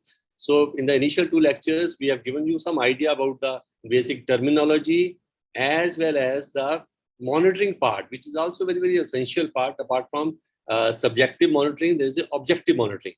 So that having been completed, let's move on to the indications and modes of ventilation. My request to all of you will be that these will be the broad guidelines, and it will be worthwhile to invest, do friendship with your equipment, whichever equipment you may be having in your settings, whether in a district center or wherever you are working. So whatever the equipment, whatever the machines, whatever the monitors you have, you must get familiar with those, maybe with the technical support from the team of the company, but it will be worthwhile. And we assume that most of you must have been doing ventilation, and it will be just a refreshing of the knowledge. So with that disclaimer, I start the indications and modes of ventilation. Now, my learning objectives will be, what are the indications? That so far we say if we can save the babies with the oxygen therapy, non-invasive ventilation, that's good. But we have to know that some of the babies may require ventilation. Then we should go about learning that what are the causes of respiratory failure, and we'll try to understand the different modes, and may not be the hybrid modes, but then we try to see how best possible we can choose the appropriate mode. Now, everyone knows by this time that lungs have got a normal function. Normal respiration is that we take the oxygen in and we expire the carbon dioxide out. So this is the basic function of respiration. The lungs serve that purpose. So when that failure occurs, that means either of these two, when we are not able to maintain the oxygen, as has been mentioned earlier, that SpO2 will be showing low hypoxia. So that is a failure of oxygenation. That means our lungs are not working. So there is a failure. Or as we have seen in the EtCO2 monitoring, that there may be a failure of carbon dioxide elimination. The carbon dioxide levels may be very high. So we know that respiratory failure will be basically either a failure of oxygenation or the failure of carbon dioxide elimination. So these are two basic premises which we will be working on. Now, if we look into the causes of respiratory failure, as a healthcare workers, we encounter various causes of respiratory failure. Let's see one by one. So if the brain is involved, that means the respiratory centers are involved. In that situation, there may be an injury or maybe some poisoning, drugs, so that center is not able to initiate the respiration. Then there may be problem in the spinal cord. The message from the brain goes through the spinal cord to the respiratory muscles. So there we know that there may be an injury, there may be myelitis. So there is another cause of respiratory failure. Then as pediatrician, we all are very well aware that we know about the GB syndrome, Guillain-Barré syndrome, which may involve the polyneuropathy, which we call, where peripheral nerves will be involved. So that can also lead to respiratory failure. Then the problems which we may encounter sometimes, that is the myasthenia and the toxins affecting the neuromuscular junction.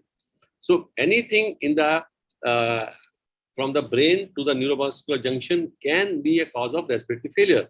Apart from that, if the muscles itself are involved, the respiratory muscles, the intercostals, diaphragm, then there may be a problem in the airways, as we see in acute flare-ups of bronchial asthma. So that may lead to respiratory failure.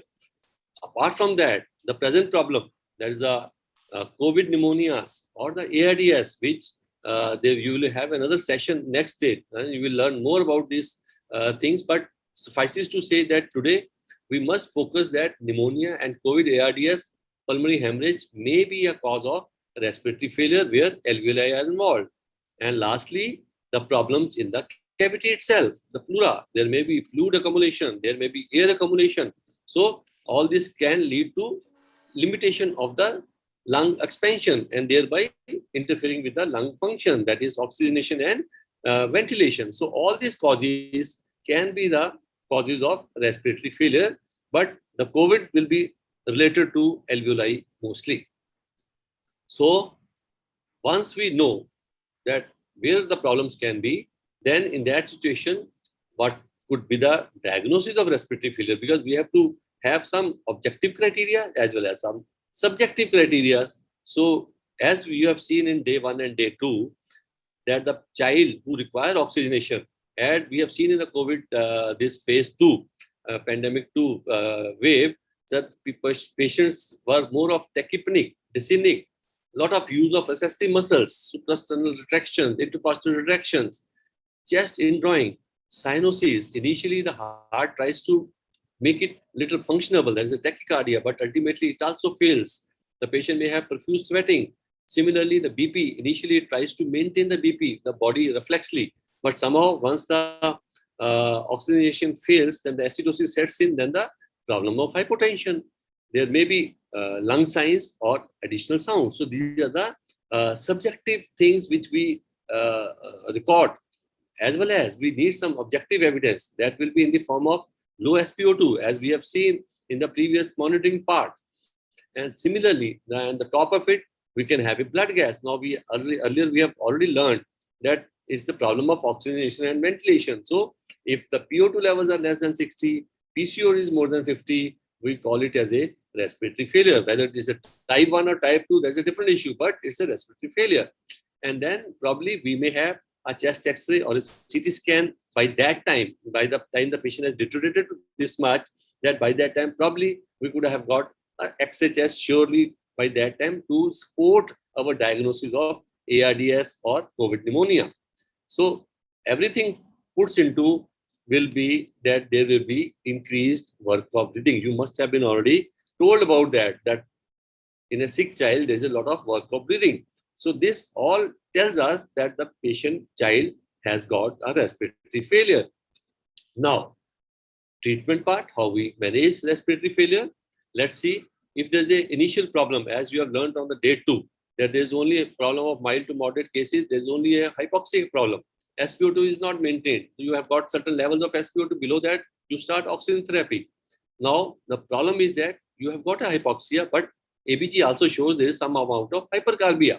But the child is having good spontaneous efforts. So in that situation, we learned yesterday about the BiPAP, CPAP.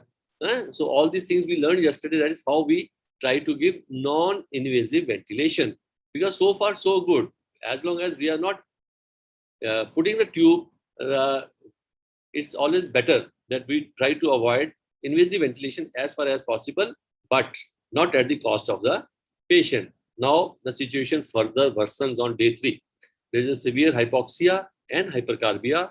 Now, the child has got fatigue, is having poor respiratory efforts. So, this is the time that we have to take a call. Now, we have to support the child's respiration. So, that is how we will be going for invasive ventilation. So far, so good. So, we should be very clear that how and when to intervene. That is an important learning from this training part to make a clinical judgment. So once I have decided that I have to go for the invasive ventilation, so what I'm going to achieve? So my aims are very simple. Either we have to achieve both of the aims, that I have to improve my oxygenation and I have to improve the carbon dioxide elimination. So these are my basic goals of mechanical ventilation. So let's see how we achieve these goals. Now, oxygenation, you must have heard today only from the first lecture that it will be determined by the MAP, that is mean airway pressure and FiO2. Now, the mean airway pressure depends upon your pressure support, your PIP, your PEEP, and the TIE, that how much time you are giving for the inspiration. So, and as well as TE, that how much time you are giving for the expiration. So, all these 4 parameters will determine the MAP, and which will decide our oxygenation. So we can play with these parameters. That in tomorrow you will learn that in ARDS we may have to keep the PEEP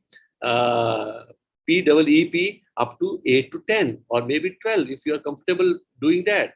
And similarly, that means, or otherwise we may have to increase the PIP, that is positive inspiratory pressure, PIP. So, and at times you have to switch the TI time also, that we have to increase the TI. So these are the various measures apart from increasing the FiO2.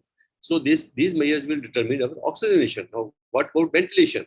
basically ventilation is determined by the rate that we have to set the respiratory rate and the tidal volume, which will decide the minute ventilation. So we have got restricted, limited parameters to play with. Now, once we have known the basic terminology of ventilation, we have known that we have reached to the invasive ventilation.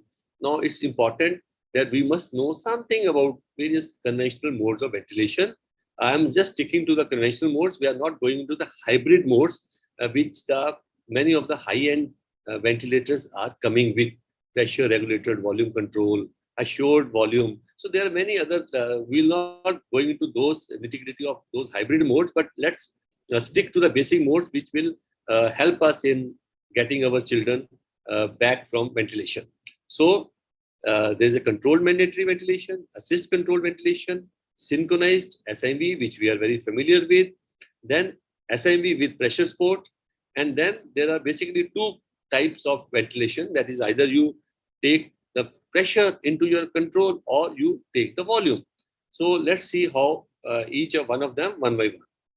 Now, before we go into the various modes, let's see what is the anatomy of a ventilator. What the machine is, वो जो आपका डब्बा है कैसे है उसके अंदर, what all is there. So basically, everybody knows that there's a oxygen and air which has to be given to the ventilator. So oxygen port, air port, maybe from the central panel, or the air can be from a compressor. Some of the ventilators do come with a turbo compressor. So in that situation, there may not be a separate compressor as such, which has got a turbo generator. So basically, there will be a blender from where we will control the FiO2, that how much FiO2 I am giving to the child. Then there will be valves, inspiratory valves, which will control the PIPs, and there will be flow transducer, which will control the flow.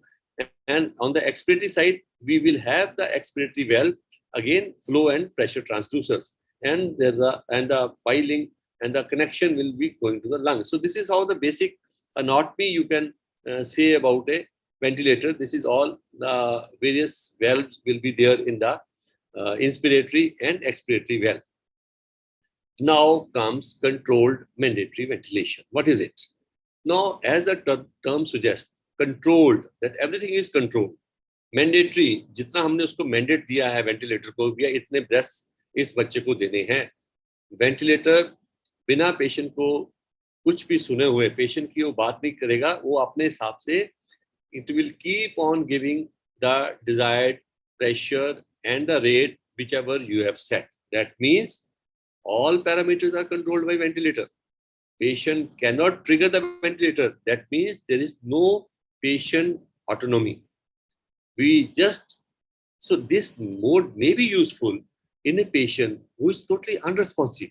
He has got no respiratory effort as such. Or in case we have to use this mode, then we have to sedate the patient so much that we may have to use paralytic agents so that we control his ventilation as per our requirement, that we control all the parameters. We don't give chance to the patient to breathe at all. So disadvantages will be that it will be useful only in apneic patients. If the patient has got some spontaneous efforts, then probably it is no. Then there will be asynchrony if the patient has spontaneous breathing. And in case you want to knock off the patient, so you have to pay a heavy price in the form of heavy sedation and muscle paralysis. So there is a trade-off. Either you want a heavy sedation and muscle paralysis so that you take control of the respiration, then it is your choice. But nowadays, it is patient-triggered ventilation. We give the autonomy to the patient. The patient controls some of the parameters. So let's see what are those things in assist control. Now here, if you see here, the patient takes a breath. That there is a negative deflection in the pressure. When we take a breath, there will be a definite negative pressure. And the ventilator gets triggered from this pressure, from the triggering sensitivity. So that means here the patient is able to trigger the ventilator. Understand? So that means patient can trigger the ventilator, and Once triggered, again, the parameters will be controlled by the ventilator. But only thing is we have just given some autonomy to the patient that he can just trigger. So this will be in the assist controlled ventilation. Now, what will be the problem? The problem will be that there will be, if we have kept very high sensitive, that minor changes in the pressure is picked up by the ventilator and it assists that breath. So in that situation, there's a possibility of hyperventilation, and each effort is assisted.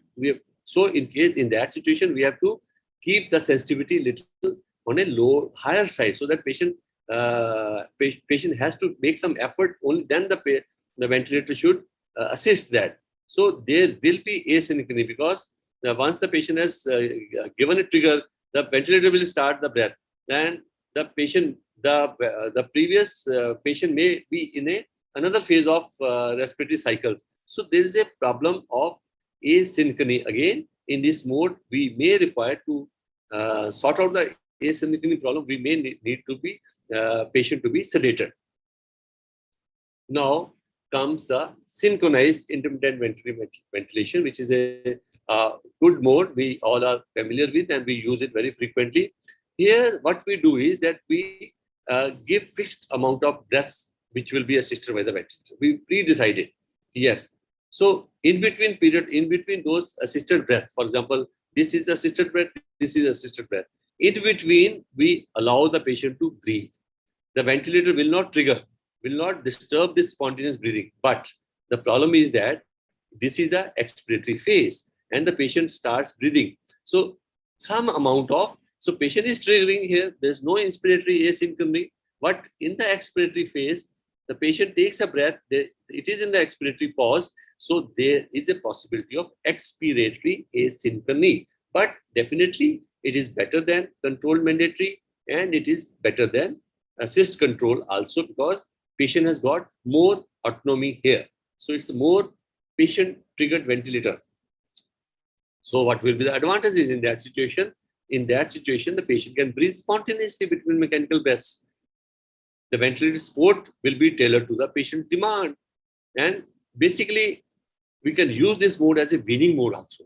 Because if we decrease the mandatory breaths, these are the mandatory breaths we have set. So if we, for example, initially we have set at 30, then we see that there is a progress that patient is making some efforts and the patient's respiratory rate is coming more than whatever the ventilator is. So we know that patient has started and the pathophysiology of the condition is resolving. So in that situation, we decrease from 30 to maybe we come down to 25. So giving more chance for the spontaneous breathing. Again, we see that the patient there's less of a, patient is doing better. Things are improving. Our treatment or management is making effort. Or in that situation, we further decrease the mandatory breaths so that we allow the patient to breathe. So this is how it will facilitate weaning by gradual reduction of mandatory breaths. So there will be so we are giving patient to breathe more. So there is a reduced need for sedation also. And we are trying to preserve the spontaneous respiration, which will prevent the respiratory muscle atrophy. Because if the longer we keep the respiratory muscles totally on a ventilator, so the muscles do atrophy and there is a problem of a successful extubation in those patients. So anytime you do a ventilation is always better. That the golden rule is that you always plan it out always take the advantage of when I can reduce the settings, when I can get out of it. Obviously, you have to take the full situation under control. A patient may be in a shock situation. The shock has to improve. The inotrops has to stop. The disease condition has to recover. Only then we take all these decisions. But these decisions should be it should be in the daily mind, that how best I can whether I can get away with the ventilation today, or I'll do the settings less today and tomorrow I can take a chance. So that is the weaning. But there are certain expiratory and asynchrony. I told you that during the spontaneous breath, the ventilation phase in the expirations, there is a little bit of expiratory asynchrony, and there may be some amount of increased work of breathing because the patient is having spontaneous breathing in between, and we are trying to reduce the mandatory breaths. So some amount of work of breathing is there. So, but we have got a solution for that also. The solution is that we, during those spontaneous breaths also, we give them the pressure support. So there's another mode which we use with the SIMB with the pressure support, that is the pressure support ventilation. So how it works, the inspiratory pressure support is applied to the spontaneous breath. In between, I showed you that there are few, these are the spontaneous breaths, these are the mandatory breaths. So pressure support will be for these breaths. We set a pressure seeing the clinical condition, and then the patient, those spontaneous breaths are also supported. So that is the beauty of this mode, to eliminate the additional work, because in the previous slide we have shown that there is a disadvantage of work of breathing. So let's sort it out with the pressure support. So it was developed basically to relieve the work of breathing in the spontaneous breaths of SIMB. But we use it as an independent mode by itself also. So patient initiates a breath, patient's effort naturally has to exceed the trigger sensitivity. Now the trigger sensitivity, if you must have learned that it can be of two types, whether it's a pressure trigger or it's a flow trigger. So there is not much of a choice between these two, but you can definitely choose on the ventilator, whichever machine you are having. You can see that by pressing the button, it will change to flow and it will change to pressure, and the pressure will vary from -1 to -5. Similarly, flow will also vary. So you have to find out your own machine. Then the inspiratory flow delivered to attain the target airway pressure, we can set that pressure level, that I set the pressure support at 14. So it will deliver that 14 pressure, supporting the spontaneous breaths. And the important thing is that the inspiratory flow will continue to maintain the target PS level as long as the patient's spontaneous efforts continues. So there's another good advantage, that the pressure support is a good modality of ventilation. It improves the flow also. So this is how pressure support will look like, that all breaths are initiated by the patient. And once initiated, the ventilator supports that breath so that there is a less amount of work of breathing to a prefix. Now pressure, you have, this is sort of a pressure limited. And the pressure support only as long as the patient is in the inspiratory phase. So there is no asynchrony. So these are the advantages of pressure support ventilation. Surely is a better mode, and along with SMB, we can use it more comfortably. But you have to set the trigger, definitely. You have to set the pressure support, that how much pressure support you want to give, 14, 18, 20, whatever, depending on the age and the condition of the patient. And then you want how the pressure support slope should be. It should be a gentle slope, or it should be a square waveform or a sine waveform. So that is also there, that in the machine it is available there. So apart from that, you have to set the PEEP and the FiO2, which are there as in other modes. So this is another mode, which is a good mode to begin with. So advantage is that it preserves the patient's spontaneous efforts, it is helping the patient, and it has a control on all phases of respiratory cycle. So it relieves the work of breathing in proportion to the level of PS, whatever level of pressure support you have set. So that much work of breathing is taken care of. But naturally, you can't use it in a patient who is not spontaneously breathing. Patient has to have spontaneous breathing efforts. Now, this is an important point to remember, that in a pressure support, pressure ventilation, we may be targeting a certain pressure. That is okay. The machine will give that much pressure depending on the condition. But if the lungs are not compliant, so that much pressure will generate a different tidal volume as compared to when the lungs improve, the lungs compliance improves, the pathophysiology improves. Naturally, with the same pressure, now the tidal volume and the minute ventilation will vary. So lung mechanics and patient's effort do change the tidal volume and the minute ventilation. That we have to accept it, because we know that as long as the condition improves, naturally when the lungs are diseased, there is a difficulty in getting the oxygen across the alveoli because of ARDS, because of pneumonia. There are as we know that there's a lot of coagulation problems. So the same pressure, some of alveoli may be working, some of them getting hyperinflated, but others are not working. So these are the issues of variable tidal volume and minute ventilation, but overall it's a good mode. Now let's see where you want to go. You want to go pressure control or volume control. Again, it's a personal choice. Now, a lot of studies are there which supports volume control ventilation. Here also, in the volume control ventilation also, we set the target tidal volume. We know 6 to 8 ml per kg is the tidal volume. And depending upon the various conditions, if we set the tidal volume, accordingly the volume will be delivered. And we are assuring that minute ventilation will be there. But we have been using pressure control ventilation, especially in the neonatology and pediatrics.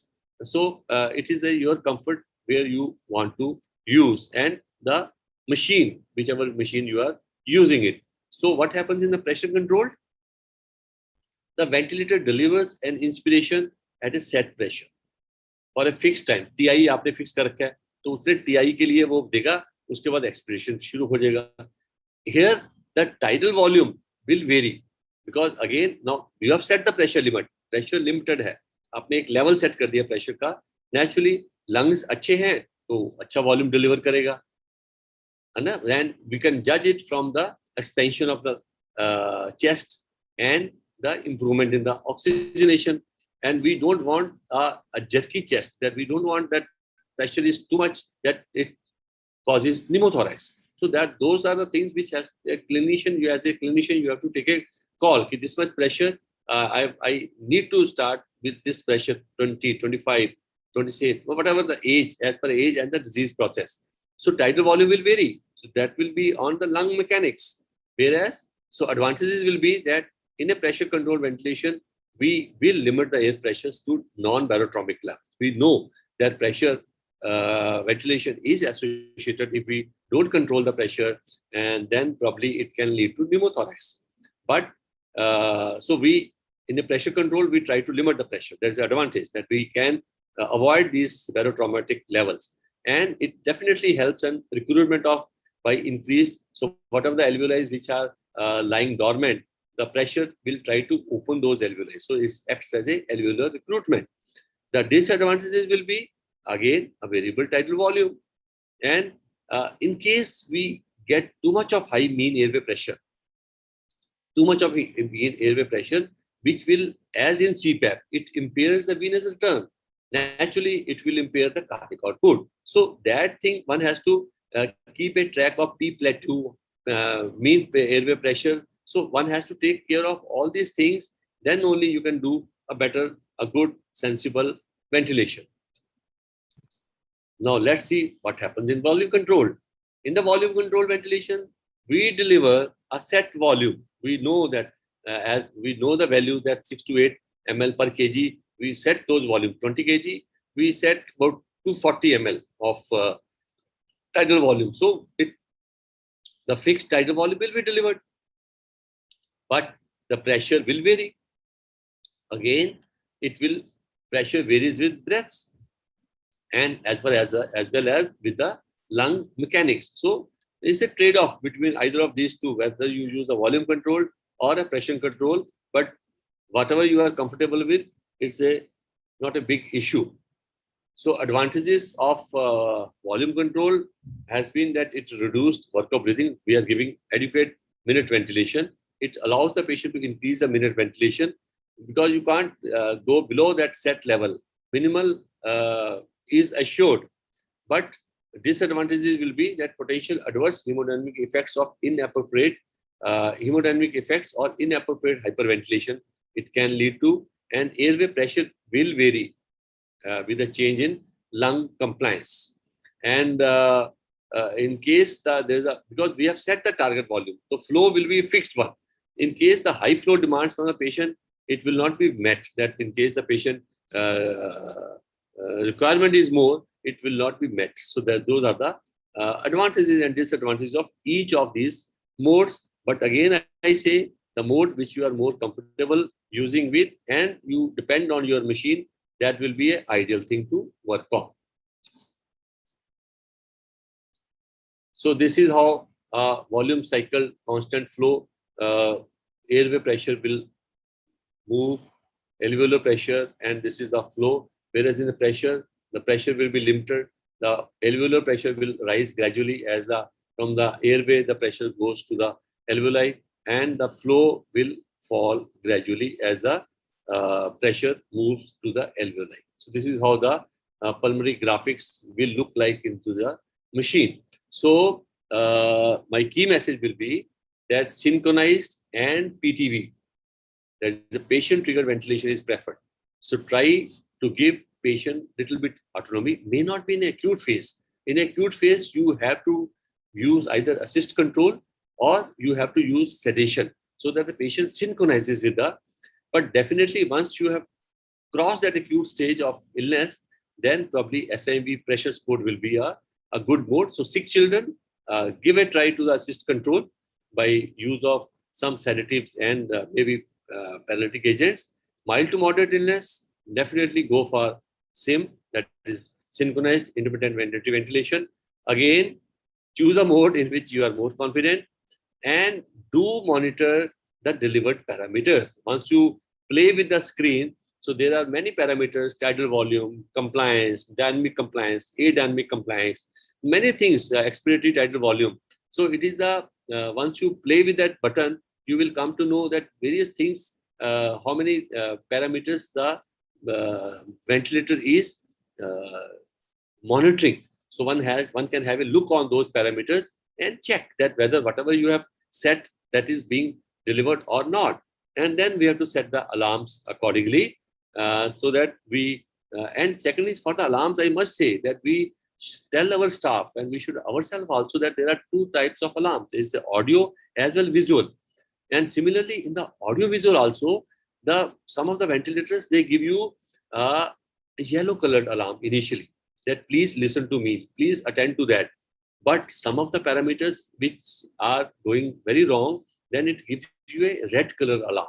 It will keep on blinking red. So please do attend to those alarms. It will be good for the patient's care. So one can have a lot of study material to read about. Goldsmith is a book for mechanical ventilation. So one can always keep on learning and keep on updating from various sources. Basically, I'll be happy that if I'm able to make you understand the different modes of and types of modes, understanding different types of the mode. And then you can choose a mode, not much of a choice.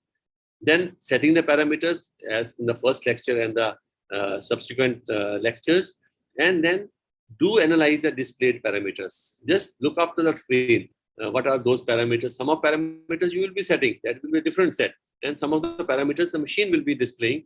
And please keep a watch on the patient ventilator, patient synchronization. That will be good for the patient. If we can have a synchronized ventilation, that will avoid the work of breathing, and it will be a good situation. It will result in a better outcomes. So thank you so much.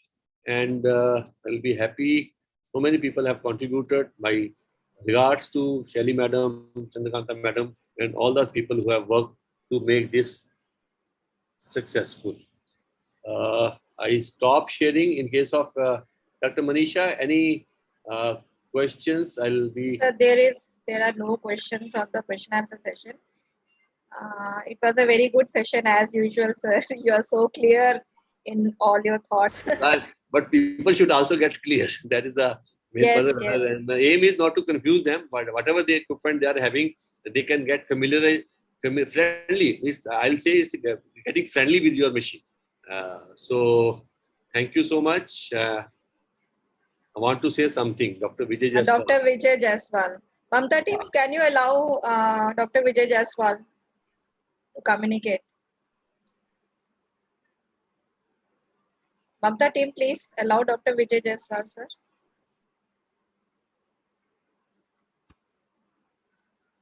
Sir, you can now speak. Thank you, Dr. Thapar, Sir. for such a nice talk. I must congratulate that. Thank you, really, but what I can say in one line that ventilator is like, you can say piano. Surely. तो पहले हमें इस machine से दोस्ती करनी पड़ेगी. Sir. And the quality delivered to the patient and the patient care will depend that who is playing that piano or who is playing that machine. Naturally, So it is not the brand of that ventilator, rather it is the person who is playing piano or who is playing with ventilator. Surely, So sir. it means that we have to take all the calls, the yellow as well as the red ones. So please listen to the ventilator, so please you have to address the yellow. You don't have to wait for red signals. Surely, sir. So Surely. if we are going to do, then probably we are going to do the justice, and rather it will be very prudent to have a good monitoring system, that we need to have less invasive ventilation. Rather, we should restrict ourselves with better care and monitoring to NIV, non-invasive ventilation, and probably even before that, if we are going to monitor our patients, probably even lesser than that. Thank you so much. So this was Surely, really a sir. good. Surely, sir. I always admit that we should Yes. go for intubation only when we are very sure that we are not able Definitely. to get away with the non-invasive, because invasive has got their own pitfalls. I must admit, Yes. it's not as putting an IV line. It's Definitely, a definitely. different. So we have to understand that this is a heterogeneous group, and we are going to have so many colleagues that they got the ventilator, but they have never used that. So I can understand the thing. The way people are thinking, our policy maker are thinking that this is like a pedestal fan that you have delivered so much. So for a good ventilatory support for invasive, you have to be a 1:1 ratio. That is, manpower is really important, and we have to understand that. But never to refrain, but we have to really that put our all the efforts to extubate the child in a graded manner. So ventilator पे रखने का ये मतलब नहीं है कि रख दिया बात खत्म हो गई. No, we have to try that. We have to extubate the child, and we have to send to his happy family once again. So this was my notion. Thank you. Surely, sir. Surely. We value your suggestions, sir. Thank you. Thank you very much, sir. So one of the question, you. sir, one question is there, Dr. Thapar. Sir. How to keep a watch over patient lung mechanics or vitals to change the mode of ventilation time to time per day, patients round on patients. I agree with you, but the problem is that it all depends that you have to monitor the patient in the initial setting once the patient has deteriorated. So we know that pathophysiologically that there is a COVID pneumonia or there is a ARDS. So once we know that what pathophysiology we are treating, so accordingly, initially we may have to give more pressures. We have to set more PEEP, and naturally once 24 hours you take a call, you repeat the X-ray, you do the gases, and then the gases are improving. The X-ray may or may not show that much improvement, but patient's efforts are there. And in that situation, probably once we have given a full 100% control over the ventilation, then gradually, once the disease process, we know that every disease has got a, for example, if it is a pneumonia and we treat that pneumonia, and probably it will start resolution. So after 48 to 72 hours, the things will resolve. In that situation, the lung compliance will improve. With the same pressure, you will see the lungs, the volume is increasing. The P plateau, the pressures are, your requirement is getting a little on a local, your saturation starts improving, your ABG starts improving. So it's a good situation. It's not a single decision. Probably in a day, in a 24 hours, one has to monitor 2-3 times the patient. That morning में आपने round करने के बाद, then maybe evening time you take a call. Yes. Now what is the situation? What is the ABG? How is the lung compliance? How the volume, tidal volume, deliver कितना हो रहा है? Pressures में क्या है? Saturation कैसे? Once you know all these parameters, definitely you will take a call कि no. Still the patient is requiring 70% oxygen. Still pressures are there. The tidal volume delivery is still on the lower side. So probably I will continue the same overnight. Then next morning you draw a ABG, see the condition, then the saturation improves, that now the saturations are better, ABG is improving. So probably I can switch from assist control to maybe give the patient some time to breathe. So this is how you have to take a call. It is not a all or none कि आज सुबह मैंने ये बोल दिया यही चलेगा. That is a critical care. That is one has to spend a lot of time. So thank you so much. Hope Thank you. It makes some sense. Yes, sir. There has to be continuous monitoring once we have put a patient on a invasive ventilation. Sir. And with course of time, everyone learns how to monitor the patient, Naturally. and we are having a session on weaning also. Yeah. So we'll be discussing. And I think no other question. No other question is there, sir. I think we can have a lunch break. Yeah. For 20 minutes, and we'll be starting. I think it's 2:10, but we'll be starting at 2:20 sharp. Next. Okay. Thank So you. we are- Thank you, Dr. Manisha. Thank you. Thank you very much, sir. We'll be starting at 2:20 You can- sharp, so everyone can stay here or can again log in. They can Thank keep on logging. They can keep logging in, have their lunch, and then probably from Kanpur, right? Sir will be there from Kanpur. From Kanpur. Thank Dr. you so Kavita much. Meena. Okay. Thank you so much. Thank you.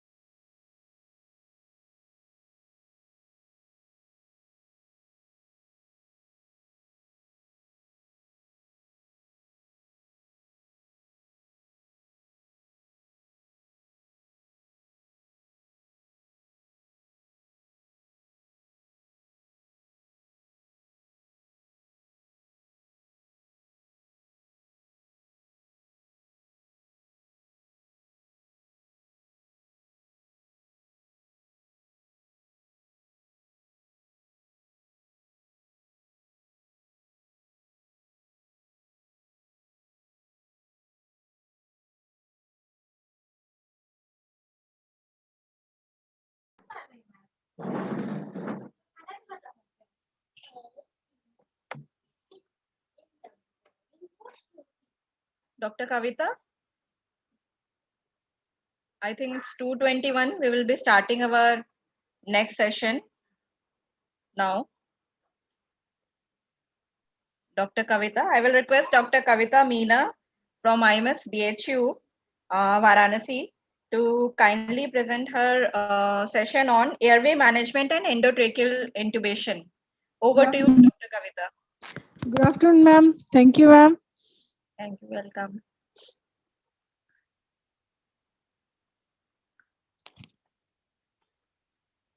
Okay. In this session, we'll be discussing about endotracheal intubation in children. And our learning objectives will be understanding the key anatomical differences between pediatric and adult airways, comprehension of the equipment and preparation required for endotracheal intubation in children, procedural step of performing endotracheal intubation. The overview will be indications, contraindications, anatomy, preparation, procedural step, aftercare, potential complications, and common pitfalls. The indication for endotracheal intubation is failure of oxygenation or ventilation. If a PaO2 is less than 60 millimeters of mercury or 60% FiO2 is there, or if a partial pressure of carbon dioxide is more than 50 millimeters of mercury, then it calls for intubation. Or there is inability to maintain or protect airway. There is a severe systemic conditions like hypotensive shock or cardiopulmonary resuscitation, or we are giving anesthesia, procedures requiring sedation, and neuromuscular disorders. Now, in case of contraindications, there are no absolute contraindications for endotracheal intubation, but relative contraindications can be anticipated difficulty airway, difficulty to intubate patient, or alternate airway, or expert team is required. If we are talking about intubation in pediatric patient, then we need to know certain differences in the anatomy of pediatric airway and the adult airway. In case of adult airway, the shape of airway is cylindrical, though in pediatric cases it is funnel shape. In case of pediatric patient, the tongue is very large and epiglottis is very floppy, U-shaped and easily collapsible. The narrowest part of the airway in case of pediatric patient, it is the cricoid ring, whereas in case of adult, it is the vocal cord, which is the narrowest part. And in case of pediatric patient, the larynx is placed more anteriorly compared to the adult patient. That's why we face difficulty in intubating the patient and locating the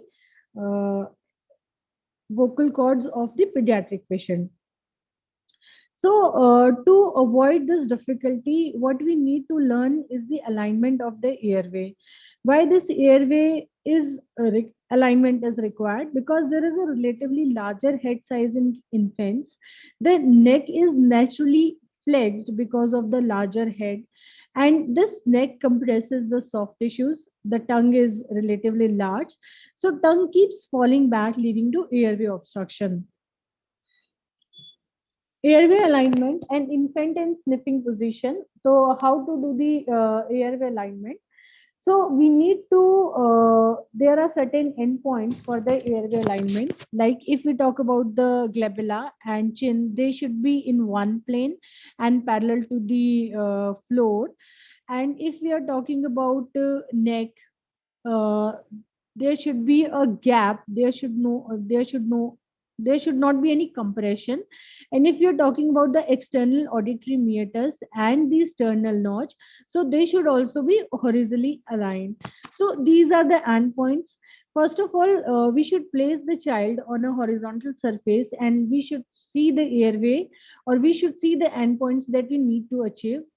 First, if they are in the alignment, then it is fine. If it is not, then we can use headrest. So we should place a headrest, then we should again check our endpoints, and we should check whether our endpoints are met or not.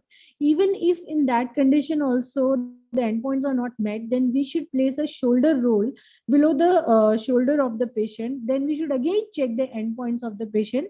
So basically our aim is to achieve the sniffing position, which is the intubating position in case of infants and children. So these are the endpoints, and this is how we can achieve our endpoints for intubation. This is again, this slide again talking about the same thing. Then sniffing positioning or ear to sternal notch position. So it is shown in this figure in infant, small child, and older child and adult. In case of infant, we can see the ear and the line which is drawn through the anterior shoulder. So if we talk in terms of this line should be parallel to the surface. So how this can be achieved? In case of infant, if we place a shoulder roll, then this can be achieved. This endpoint can be achieved. In case of small child, uh, we may not require to place any roll below the shoulder to achieve the endpoint. Whereas in case of older children or in adult, a slight flexion of the neck is required. So we can place a support below the neck to achieve this position.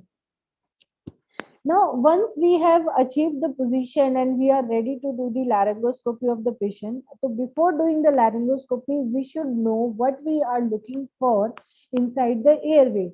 So these are the key anatomical landmarks in the patient that we need to look for. This is the airway of the patient. After this view is achieved after the laryngoscopy. So this is the epiglottis that we need to identify. The structure behind the epiglottis is the vallecula, and these are the array-epiglottic folds. This is the glottic opening of the patient, and these are the vocal cords. These two glistening white structure in the middle of the airway, which are lining the glottic opening. These are the vocal cords, and we usually aim for these glistening white structure. We need to identify these glistening white structures to identify the vocal cords. This again shows the anatomical landmarks that we need to see. Now, these are the different shapes of epiglottis. So, shape of the epiglottis changes according to the age. So, if it is newborn, it is the conical. If it is child, it is cylindrical. It is triangular, and in case of adult, it is the semicircular. Before doing intubation, before doing laryngoscopy, the other preparation that we need to do in patients is suction apparatus, oxygen, airway, and personal protective equipments. To remember this, there is a simple mnemonic with which we can remember this. So if we talk about the suction apparatus can be wall mounted or standalone. Suction pressure should not be more than 80 to 100 millimeters of mercury. Suction tubes should be ready, and suction catheters should be ready. In pediatric patient, we will usually need size of 8 to 14. For oxygen, we can use non-rebreather mask or the nasal cannula, or we can use the ambu bag with a reservoir. We need oxygen tubing.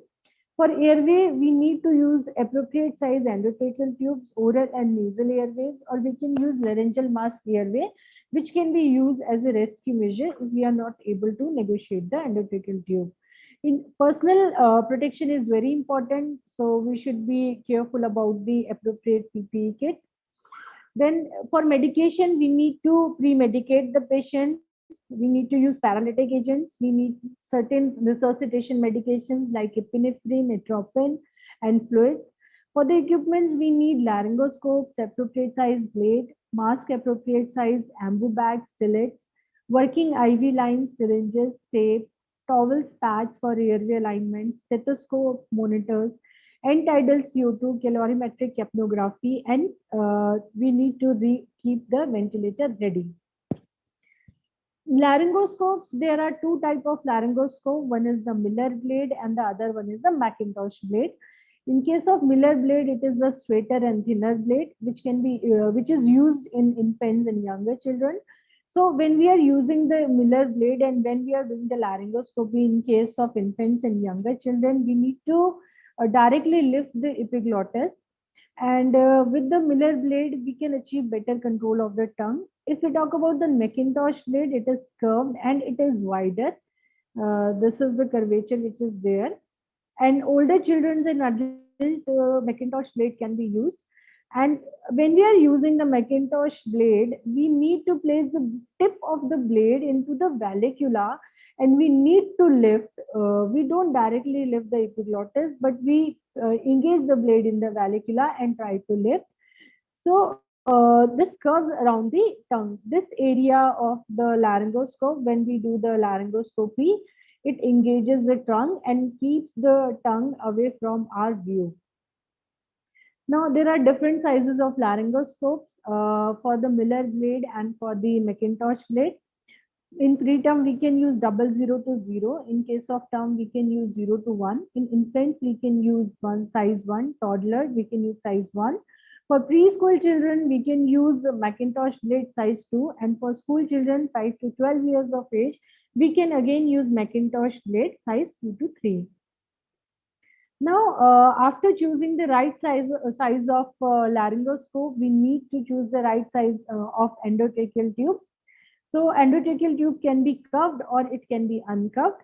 If very small child, we usually use uncuffed tube, and the size of uncuffed tube can be calculated by age in years by 4 plus 4.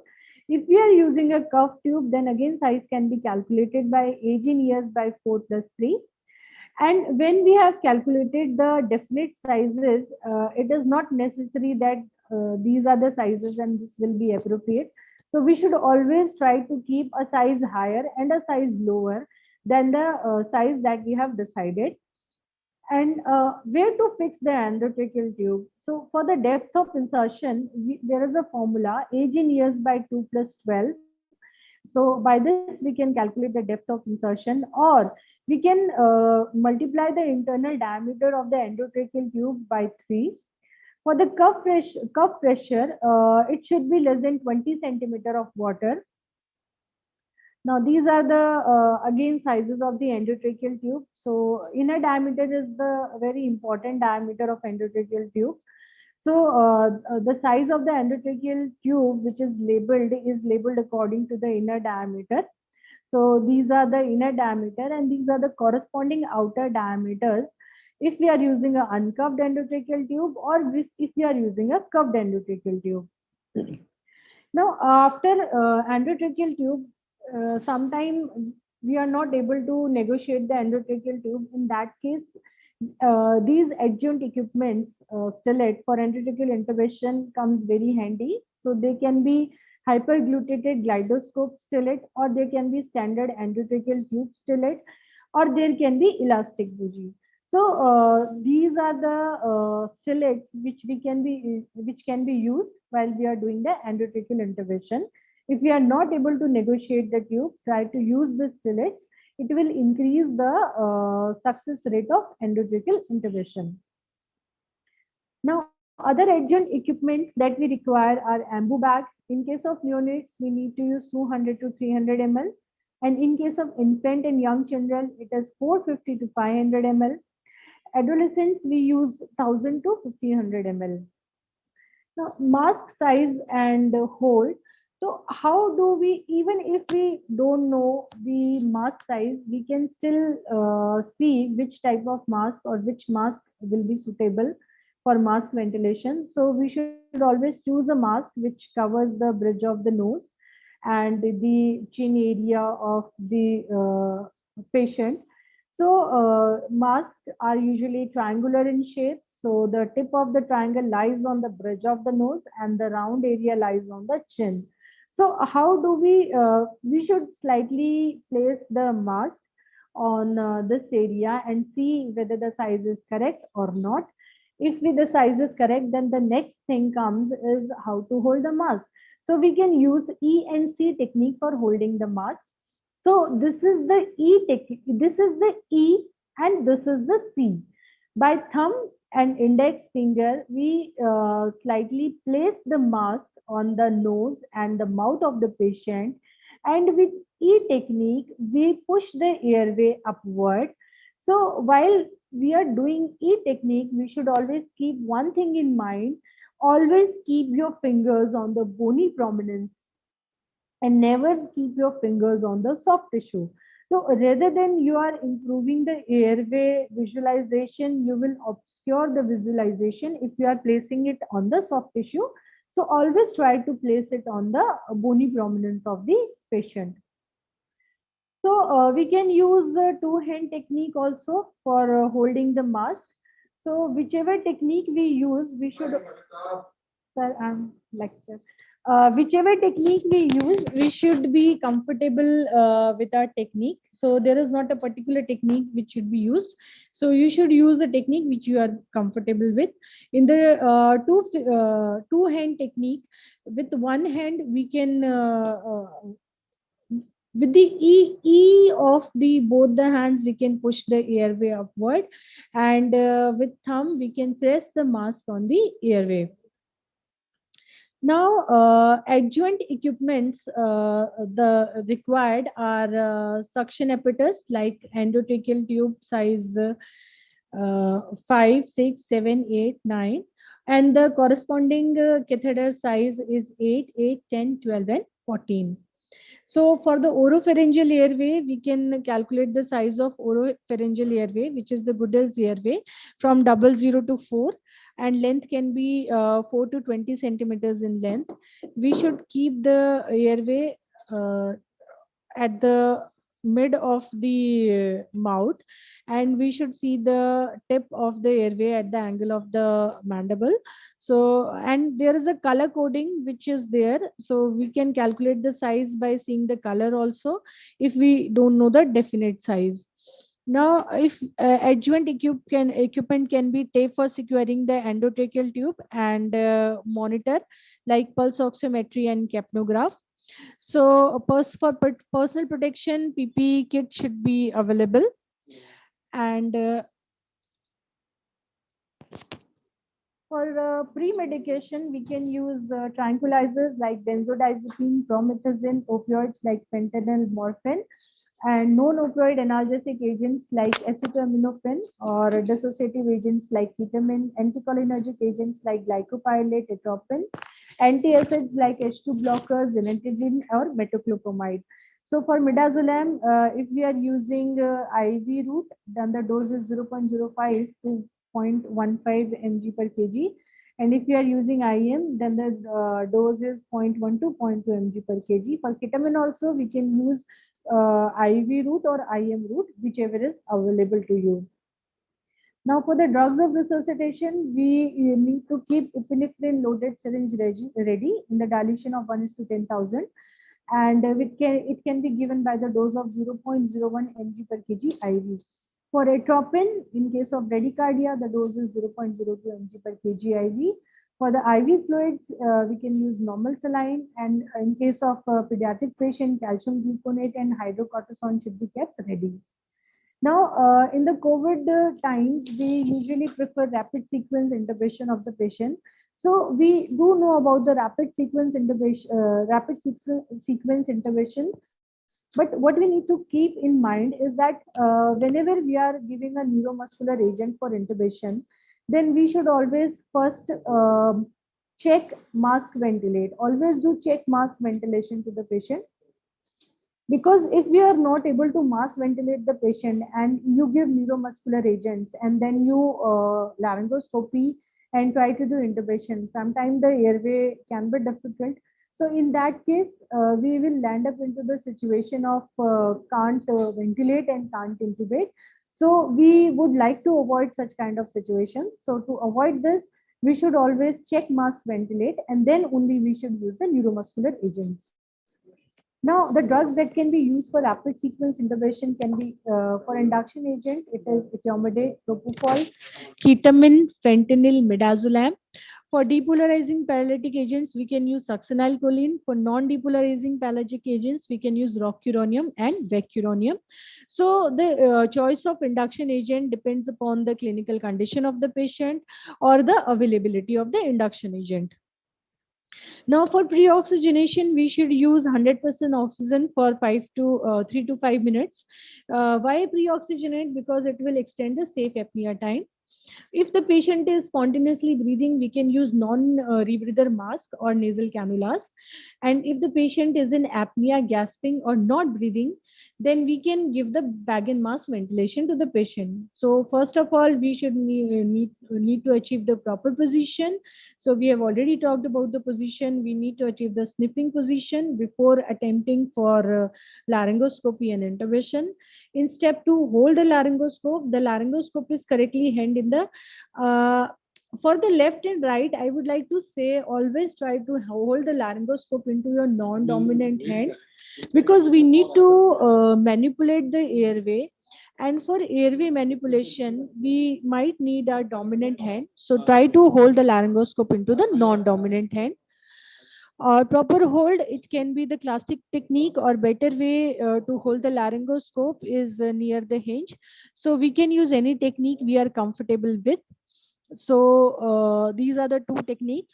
Then for opening the mouth, we can use the scissor technique. So first of all, achieve proper position, then hold the laryngoscope, then open the mouth through the scissor technique, then do the laryngoscopy of the patient. Always intube the laryngoscope through right angle of the mouth, and while moving forwards, keep deviating the tongue. And once we have reached the destined area, then if according to the laryngoscope you are using, engage the tip of the laryngoscope. This is again the insertion of the blade, which should be through right angle of the mouth.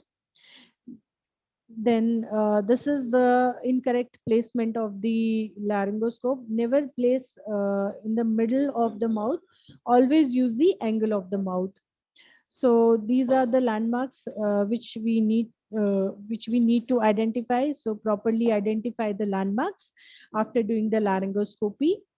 And for the cricoid pressure, initially for rapid sequence intubation, we used to use cricoid pressure, but now it is said that cricoid pressure, rather than helping, it distorts the airway of the patient. So according to the practices, it can be used, but according to the latest guidelines, it is best avoided, so that distortion of airway can be avoided. So engage the blade into the vallecula, lift the epiglottis, and this is the target area that we will achieve after doing proper laryngoscopy. And this is the intubation. We need to negotiate the tip of endotracheal tube into the glottic opening. So how to check for the correct placement? Once we have done the laryngoscopy and intubation of the patient, next thing is check whether your endotracheal tube is at the correct place or not. To do so, we should do bilateral chest. We should observe for bilateral chest rise with each ventilation, or there should be equal air entry we should be able to hear on auscultation. While ausculting the abdominal area of the patient, there should not be any breath sounds. Adequate oxygenation should be there. SpO2 on the screen should be more than 90%. Or if we see capnograph, then capnograph should show the proper waveform. And if you're using a chest X-ray, then the tip of the tube should be 3 centimeter above the carina. So this is the capnograph that we are using. So this is the waveform that we need to use. And if we are seeing into the chest X-ray, so this is the tip of the endotracheal tube. So tip of the endotracheal tube should be just above the carina. And but if we talk about checking the correct placement, the most commonly we use the clinical assessment and then this capnography method. So we can use LMA as well if we don't have tube, or if we are not able to intubate the patient using the endotracheal tube, then we can use laryngeal mask airway for intubation. So for using laryngeal mask airway, first of all, deflate the cup of the LMA, lubricate the dorsal surface of the LMA, hold the LMA into a pen holding fashion, and then introduce the LMA along the hard palate and roof of the mouth. So this is again keep on advancing the LMA. Once you have kept the LMA on the airway, then inflate the cuff. There will be slight outward movement of airway. Hello? There will be outward movement of airway if your placement is correct. So these are the additional things that we require for securing the endotracheal tube. So this is how you can tape the endotracheal tube after inserting, after doing intubation and laryngoscopy. Now there can be several complications. The complications can be hypoxemia, bradycardia, hypertension, laryngospasm, bronchospasm. There can be trauma to mouth, larynx or vocal cord, or esophageal intubation and perforation. There can be tracheal perforation, or there can be emesis leading to aspiration or cardiac arrest. If we talk about acute deterioration post intubation, it then always rule out dope, that is the displacement or misplacement of the tube, obstruction, pneumothorax, equipment failure, or ventilator failure. The common pitfalls that we face can be rocking movement of laryngoscope, inability to visualize glottic opening, right mainstream endotracheal insertion, or there can be multiple attempts so always try to keep the attempts less than 3 within 20 to 30 seconds. And there can be equipment issue checklist, so you should always have a checklist. You should check all the equipments that are required, then only you should attempt for the procedures. So in case of COVID-19, we should have adequate personal protective equipments. Always experienced personnel should perform the procedure. You should always avoid awake intubation. Inflate the cuff of endotracheal tube once it is inserted before attempting for bag and mask ventilation, and use of inline suction catheters rather than the open catheters. Now, there are the equipments that can be used for assistance of endotracheal and intubation. So these are the video laryngoscope. When we are doing the laryngoscopy using these video laryngoscope, proper visualization of the airway is there. And these are the viral filters that can be used. So the take home message is pediatric intubation is an important skill in the management of critically ill children. Knowledge of relevant anatomy is important, and appropriate equipment should be kept ready at all times in pediatric ICU crash cart. Medications are an important component during intubation. Stepwise insertion technique should be performed for optimal success. Post-intubation care is essential part of intubation process, and complications should be anticipated early and treated early. Thank you. Thank you, ma'am.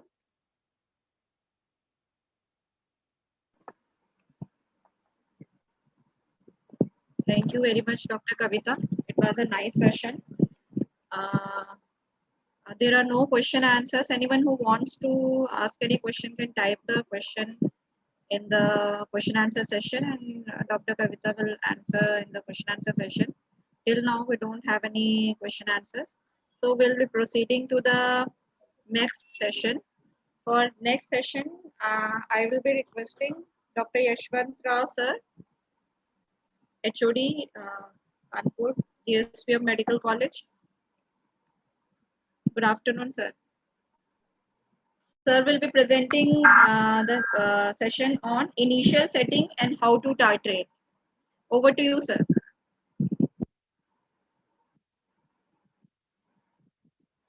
Sir, your voice is not coming. Okay, thank you, Dr. Manisha. Should I start? Someone yes, sir. Yes, sir. Someone sir, you share your slide.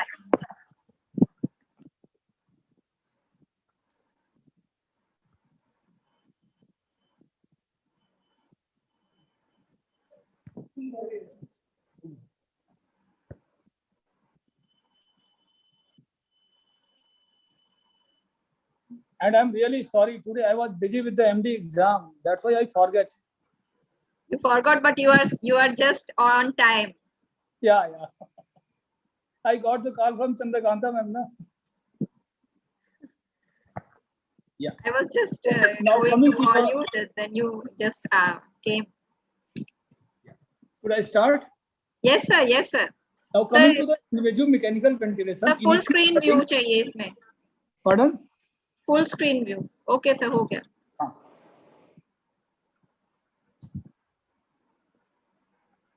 So you continue.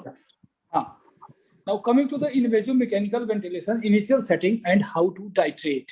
So friends, this is very simple topic. How to ventilate a lung.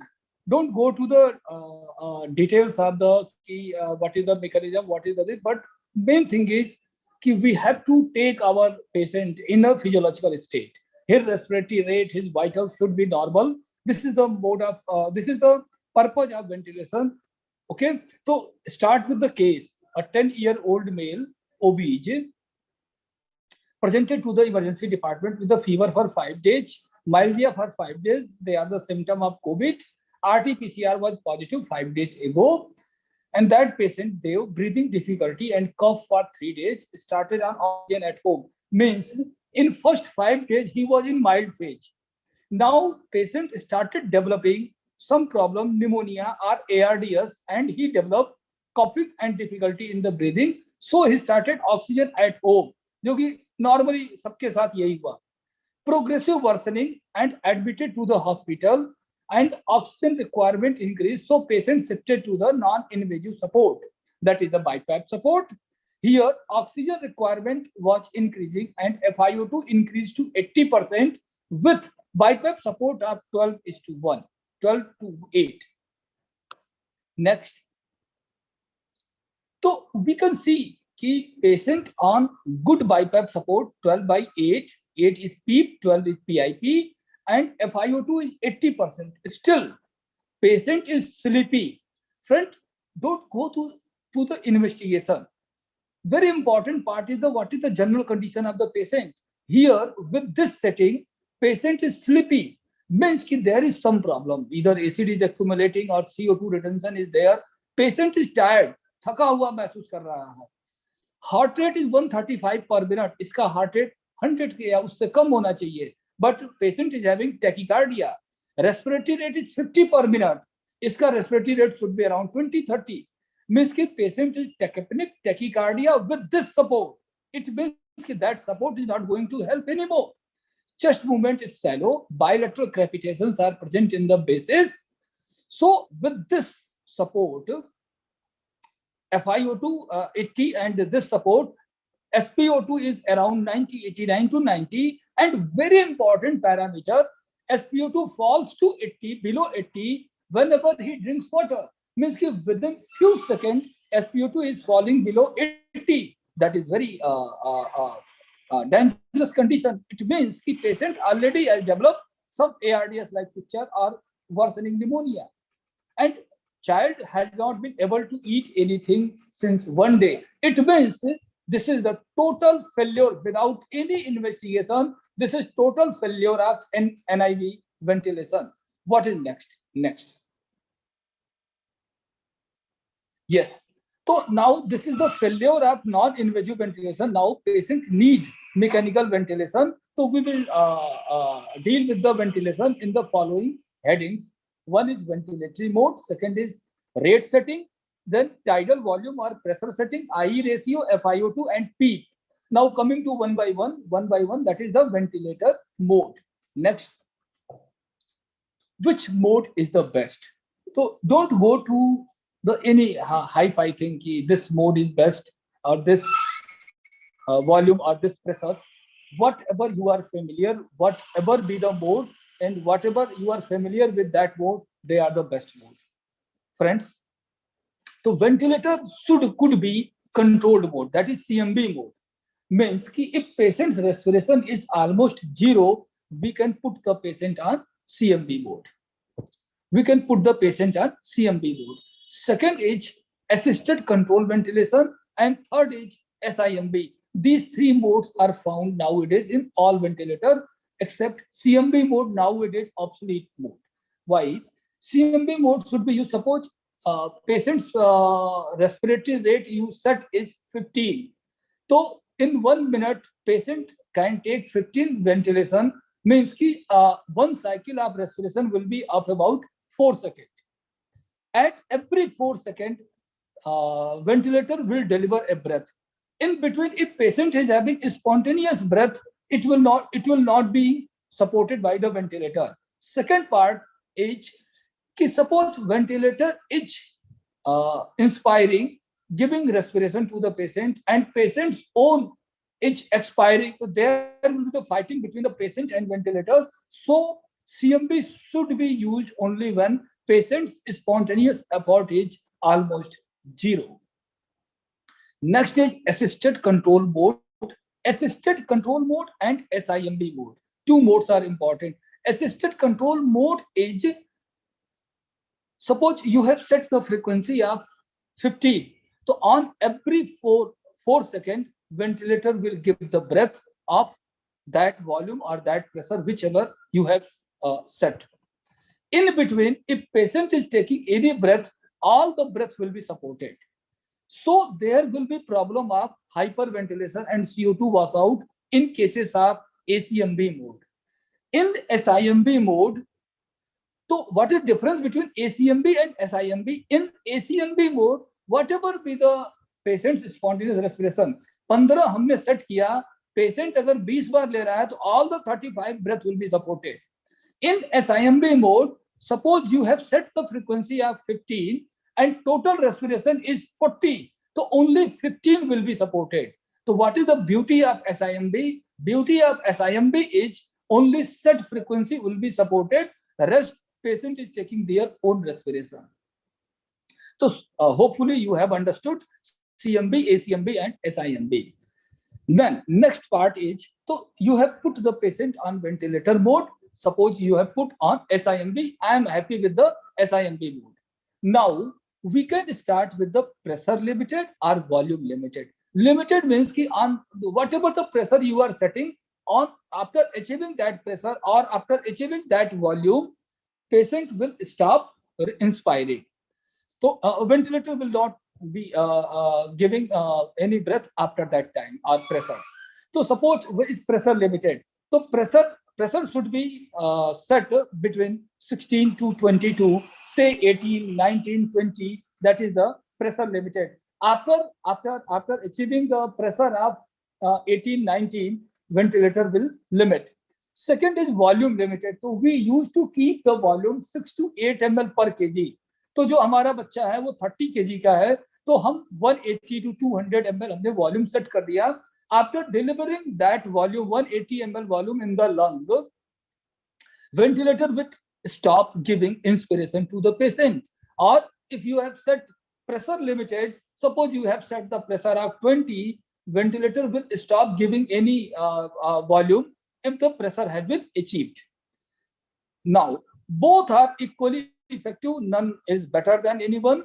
In neonate, we used to have pressure limited, and in pediatric patient, we used to use volume limited and SIMB. So till this time, we have started our ventilation SIMB mode, either volume or pressure limited. Very important part is कि दोनों एक दूसरे के पूरक हैं, volume and pressure. Suppose if you use volume mode, so after delivering 180 pressure, you have to monitor the peak pressure. So if suppose for delivering 180 ml, pressure in the circuit rising more than 30-35, this is wrong. It means that pressure inside the lung is increasing. There will be chances of barotrauma, pneumothorax may be there. Or if you are using pressure mode, then ensure adequate volume. After whenever the pressure in the circuit reaches 20, suppose you have set 20, see the volume. Volume should be around 180 ml. If it is less, it means you require more increase in the pressure. Next.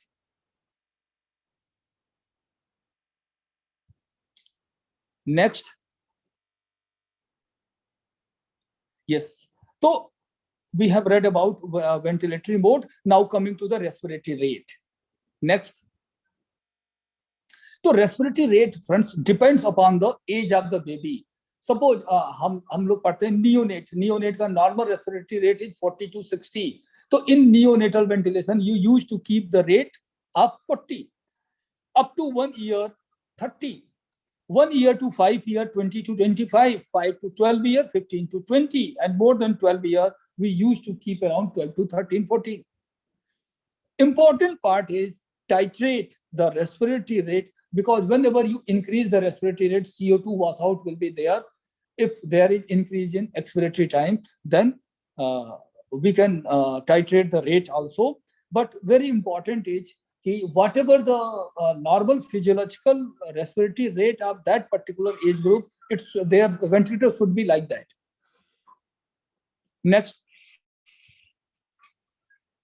coming to the tidal volume or inspiratory pressure. So friends, we have chosen SIMB mode, we have chosen pressure mode or volume mode, then we have set respiratory rate. Next parameter is, if we have chosen volume mode, so we have to set the volume. So here main problem is hypoxemia. So volume should be approximately 6 ml per kg, that is 180 ml. Or inspiratory pressure, अगर हम pressure mode पे जाते हैं तो we can keep the pressure mode pressure of 20 to 22 centimetre of water. What do we, हम क्या चाहते हैं? इंपॉर्टेंट पार्ट इज, अगर हमने वॉल्यूम पे सेट किया तो pressure should not be more than 32, और अगर हमने प्रेशर मोड पे सेट किया, प्रेशर लिमिटेड किया, तो volume should not be less than 180 ml, it should be around 180 ml. Next, now coming to the IE ratio. IE ratio usually, next, should be set around 1:2 to 3.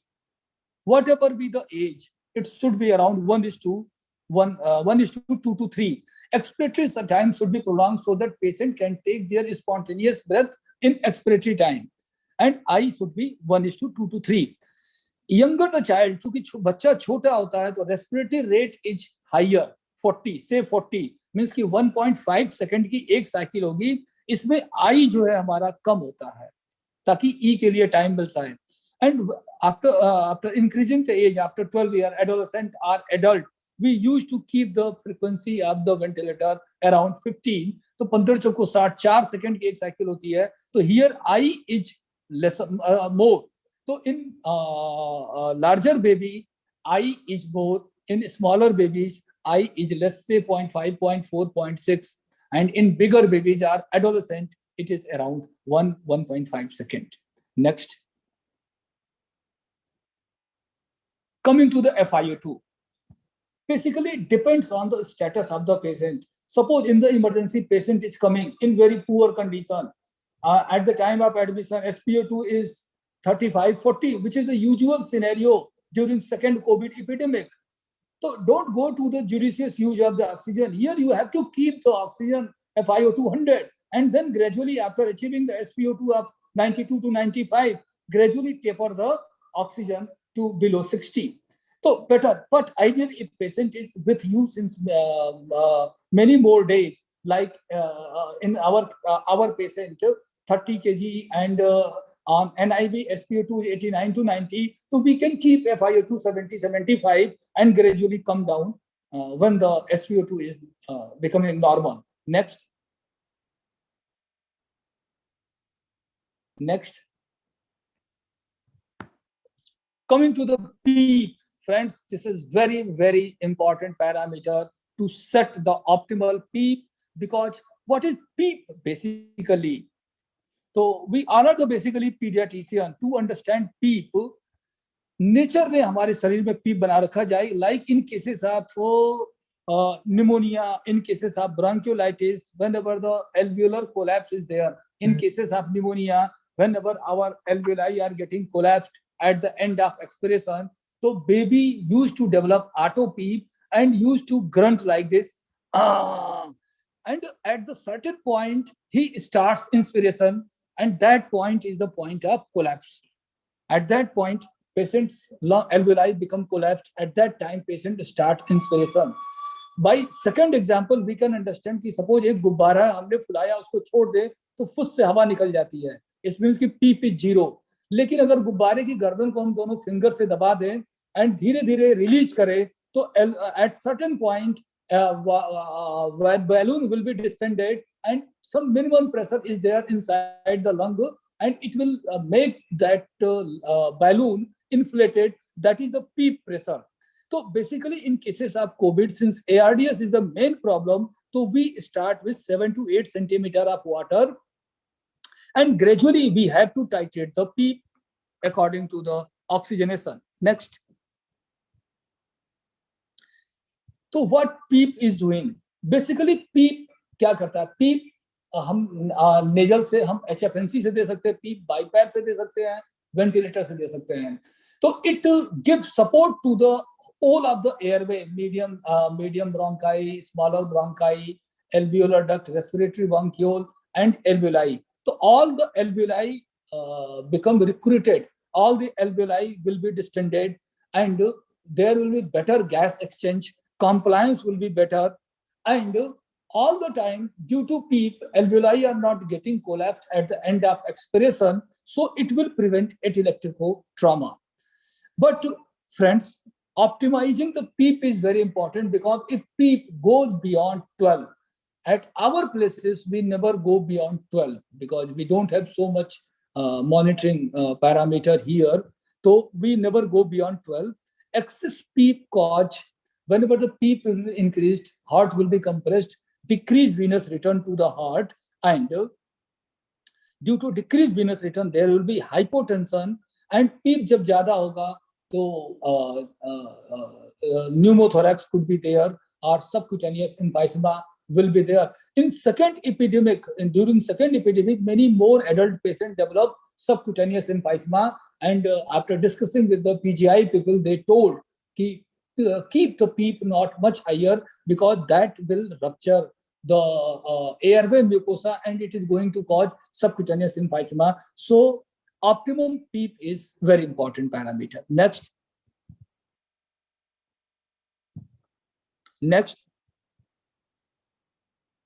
Now coming to the trigger sensitivity, friends, there are the basically two type of trigger are there. One is flow trigger and second is pressure trigger. What is flow trigger? जब भी patient अपना सांस, मान लिया हमने 15 की frequency set करी, and during expiratory phase, when the person will inspire, so there will be negative airflow inside the circuit. That flow in the circuit will be sensed by the ventilator, and ventilator will support the breath. Second is the pressure trigger. So whenever there will be negative pressure deflection inside the circuit at the initiation of patient's own inspiration, that will be sensed by the ventilator. So friends, there are two sensitive trigger. One is flow and second is pressure trigger. And don't touch these trigger, because you may end up in the problem. Until unless you are very much familiar with the ventilator, keep the flow trigger, and it should be around 2 to 4. That is sufficient. Second is rise time. Don't touch the rise time, and it should be kept 5 to 10%. What is rise time? Whenever we start the ventilation, immediately within, मतलब अगर 15 second है तो 15 second का 10% हो गया 0.15 second. In 0.15 second, maximum pressure or volume will be delivered to the lung, and it will remain there till I time, and in this time oxygenation will be improved. So set your ventilator at rise time of 5 to 10%, flow trigger 2 to 4, but don't disturb it much more. Next.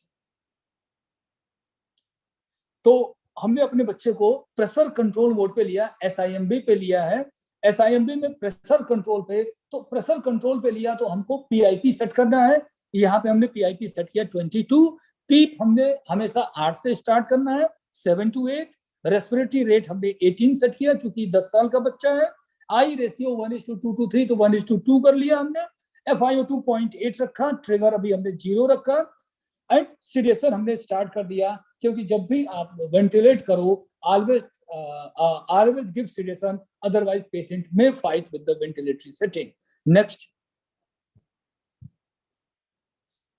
Then friends, why we are going to ventilate the baby? हमने बच्चे को क्यों ventilate किया था? क्योंकि उसका heart rate 135 था, उसका SpO2 फॉल कर रहा था, उसको टेकेपनिया था, स्लीपी था, लिथार्जी था, even on non invasive ventilation. तो अगर ये इंप्रूव कर गया, इट मींस कि invasive ventilation was the better parameter.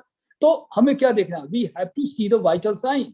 So we should monitor heart rate and respiratory rate. It should improve, it should come down. We should monitor the BP. Why BP? Because due to sedation BP may fall, so it should be monitored. We have to check the chest rise, bilateral air entry, and SpO2, because SpO2 was below 89 to 90 and should be around 93 to 95. Now check the ventilatory parameter. तो हमने बच्चे को अपने डाला था बेटा pressure mode पे, मतलब हमने SIMB प्रेशर सपोर्ट पे डाला था. तो SIMB प्रेशर मोड पे हमने डाला, तो SIMB में हमने 22 का प्रेशर रखा. तो वॉल्यूम शुड भी, चूंकि 30 किलो का है तो 180 ml volume should be delivered. तो we should see title volume, we should see peak pressure, it should not go beyond 32. Minute volume में respiratory rate into tidal volume. तो वी हैव टू चेक, अगर ये कम है तो गड़बड़ है. Wave forms हम देख सकते हैं उस पे. ABG is not required all the time.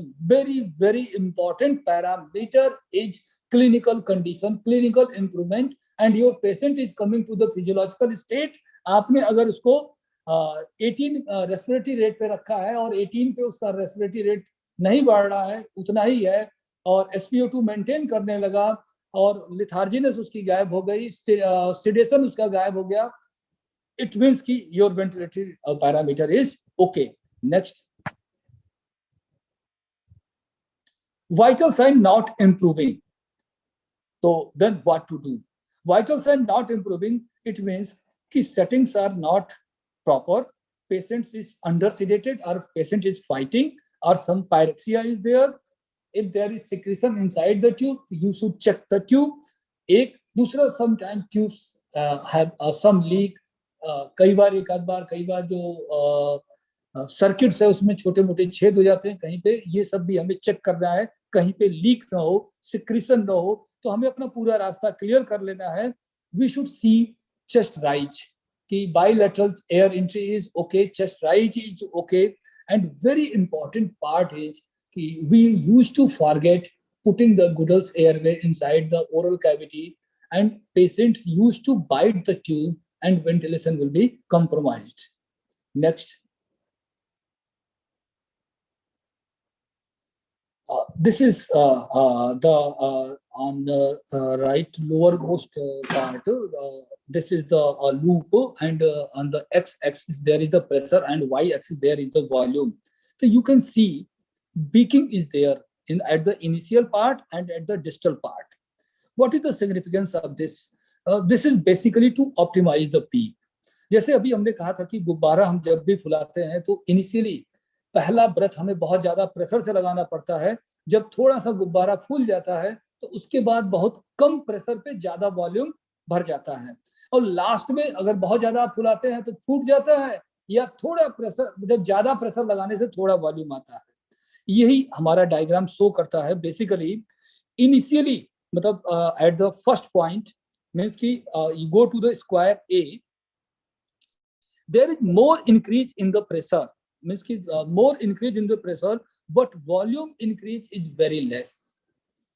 And go to the B circle, B square, here there is very little change in the pressure, but volume increase is much more. And that B part is the compliant part of the lung, and A part is the due to ARDS atelectatic part of the lung. So we should keep the P at A square around 7, 8, 9. We can increase, and we should keep the PIP at the end of B square, because after that, if you increase the PIP after 28, 29, this is not going to help with the ventilation. This will cause barotrauma, this will cause pneumothorax, and your patient will expire. So optimizing the PEEP and PIP, we can understand from this diagram. We should keep the PEEP at lower insufflation point, that is the A square, and we should keep the PIP at the upper insufflation point, that is the startup square C. Next. So how to optimize the ventilation? Suppose tidal volume low. If tidal volume is low, so then minute ventilation will be low. So what to do? If tidal volume is low, so we can increase the PIP. We can increase the PIP or we can increase the PIP. Second part we can do is check the tubing for leak. कहीं से tube leak तो नहीं कर रही है. और lungs are very poor. Lungs are very poor. After achieving 22 pressure, volume is 120, 130, 140. That is very less. At this time, we can increase the PIP for proper ventilation so that we can deliver around 180 ml of volume. Sudden rise in peak pressure. This occurred due to bronchospasm or secretion, or patient started biting the tube. In this time, we should, for bronchospasm, we can nebulize the patient and we can take out the secretion. And if there is kinking in the tube or patient is biting the tube, so we can put Google's airway, or if there is kink, we can lengthen the tube. Next. Target blood gas, that is very important. Don't target absolutely normal blood gas. PS should be around 7.3 to 7.5. Means mild acidosis and mild alkalosis is allowed. PA2 should be kept around 55 to 80. PCO2 around 45 to 55. Don't target PCO2 35 to 45. Permissible hypercapnia is allowed. Permissible hypoxia is allowed, and normal electrolyte. Next. How to optimize the blood gases? बहुत simple तरीके बता रहा हूं. लो PO2. अगर oxygen PaO2 is less than 55 or on SpO2 on pulse oximeter it is coming below 90. How to improve the ventilation? So first of all we can increase the PEEP. इससे volume of ventilation बढ़ जाएगा. Lungs will be recruited but it should not go beyond 12. तो पहला part है कि हम PEEP को बढ़ा देंगे. सेकंड पार्ट है I is for oxygenation and E is for CO2 elimination. तो अगर हम आई को बढ़ाएंगे तो ऑक्सीजन इंप्रूव करेगा. And if I E ratio is 1:1, after that this is known as inverse ratio ventilation. Usually this should not be tried frequently because it may be dangerous, because it may cause CO2 retention. FiO2 temporarily बढ़ा सकते हैं. And third is हम patient को prone कर सकते हैं 12 से 16 घंटे के लिए. तो ऑक्सीजन को इंप्रूव करने के लिए हम पीप बढ़ा सकते हैं, आई बढ़ा सकते हैं, हम FiO2 बढ़ा सकते हैं या प्रोन वेंटिलेशन कर सकते हैं. Second part is PaCO2 is high. Means CO2 wash out करना है. तो how to wash out the CO2? हम रेट बढ़ा सकते हैं. दूसरा, हम अगर कोई ब्रांकोस्पाज्म या सिक्रीशन और ट्यूब किंक है हम इसको इंप्रूव कर सकते हैं. तीसरा, हम एक्सपिरेटरी टाइम को बढ़ा सकते हैं. इससे हमारा CO2 वॉश आउट हो जाएगा. Next. Now ventilatory alarm. Alarm is very important. Suppose ये बच्चा है हमारा, हमने प्रेशर मोड पे रखा है, तो प्रेशर का अलर्ट हम सेट करेंगे 22 है, तो उससे ऊपर जाने पे हमारी सर्किट मिड एयरवे प्रेशर का अलार्म सेट करेंगे. तो 22 है तो हम 35 पे सेट कर दिए, नीचे हमने 15 पे सेट कर दिया. अब this ventilator pressure support is going to deliver the volumes and 6 ml per kg is 180 ml. तो लोअर अलार्म हमने 150 पे सेट कर दिया. 8 ml per kg is upper limit. तो आते हैं 24,240, तो 270, 280 या 300 पे हमने अपर लिमिट सेट कर दिया. तो whatever the parameter we are going to set, we should set the upper limit and lower limit. Like inspiratory pressure peak and low, FiO2 low and high, peep low and high. तो we should set the alarm so that कि whenever there will be problem, suppose कहीं पे tube ढीली हो गई, bronchospasm हो गया, sudden rise in PIP, ventilator will give alarm and go. Please go and see the ventilatory alarm by yourself. Don't allow your colleague or ward boy or sister to touch the ventilatory alarm, and don't mute the ventilatory alarm. Otherwise, it will be going to damage your patient. Next.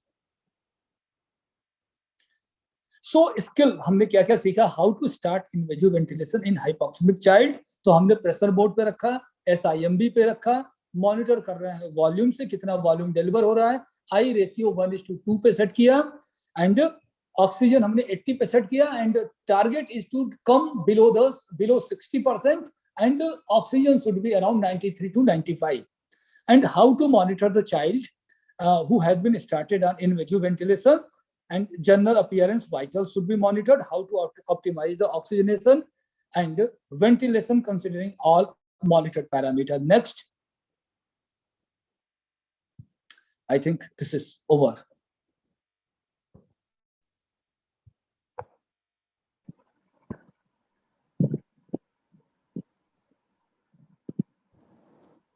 Very well conducted, sir. Well on time. We have finished well on time. There are no question and answers as of now. Anything, sir? You want to have some remarks from your side, sir? Basically ventilation में Covid time में बहुत ज्यादा पढ़ के कोई फायदा है नहीं. जो मोड हम चला रहे हैं that mode should be used and everybody in UP we are using SIMV mode. बड़े बच्चों में हम वॉल्यूम कंट्रोल पे रख लेते हैं, दैट इज 6 ml पर केजी से स्टार्ट करें, और अगर प्रेशर बहुत ज्यादा नहीं बढ़ता है, हाइपोक्सीमिया रहता है, तो हम 8 ml पर केजी तक उसको टाइट्रेट कर सकते हैं.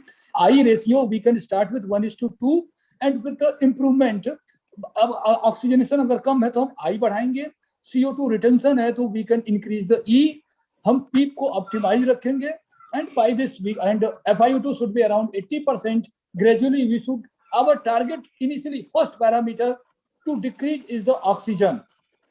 It should come below 60% so that hyperoxic superoxide radical injury should not be there. Thank you very much, sir. Very crisp take home message from your side. Thank you very much, sir. Now let us proceed to the next session. For next session, I request Dr. Anubha Srivastava, Associate Professor in Eminent Medical College, Prayagraj, to kindly present. Her presentation is weaning and extubation. Over to you, Dr. Anubha. Thank you, Dr. Manisha. I am today richer by 8 minutes. I have been given some few extra minutes to finish my talk. Thank you. So yes, today we are on time. Yeah. So I'll begin. So all throughout day we have been learning how to initiate ventilation. And okay, I'll start my screen share. Just a minute. Yeah. So is my screen? I think it's not visible now, right?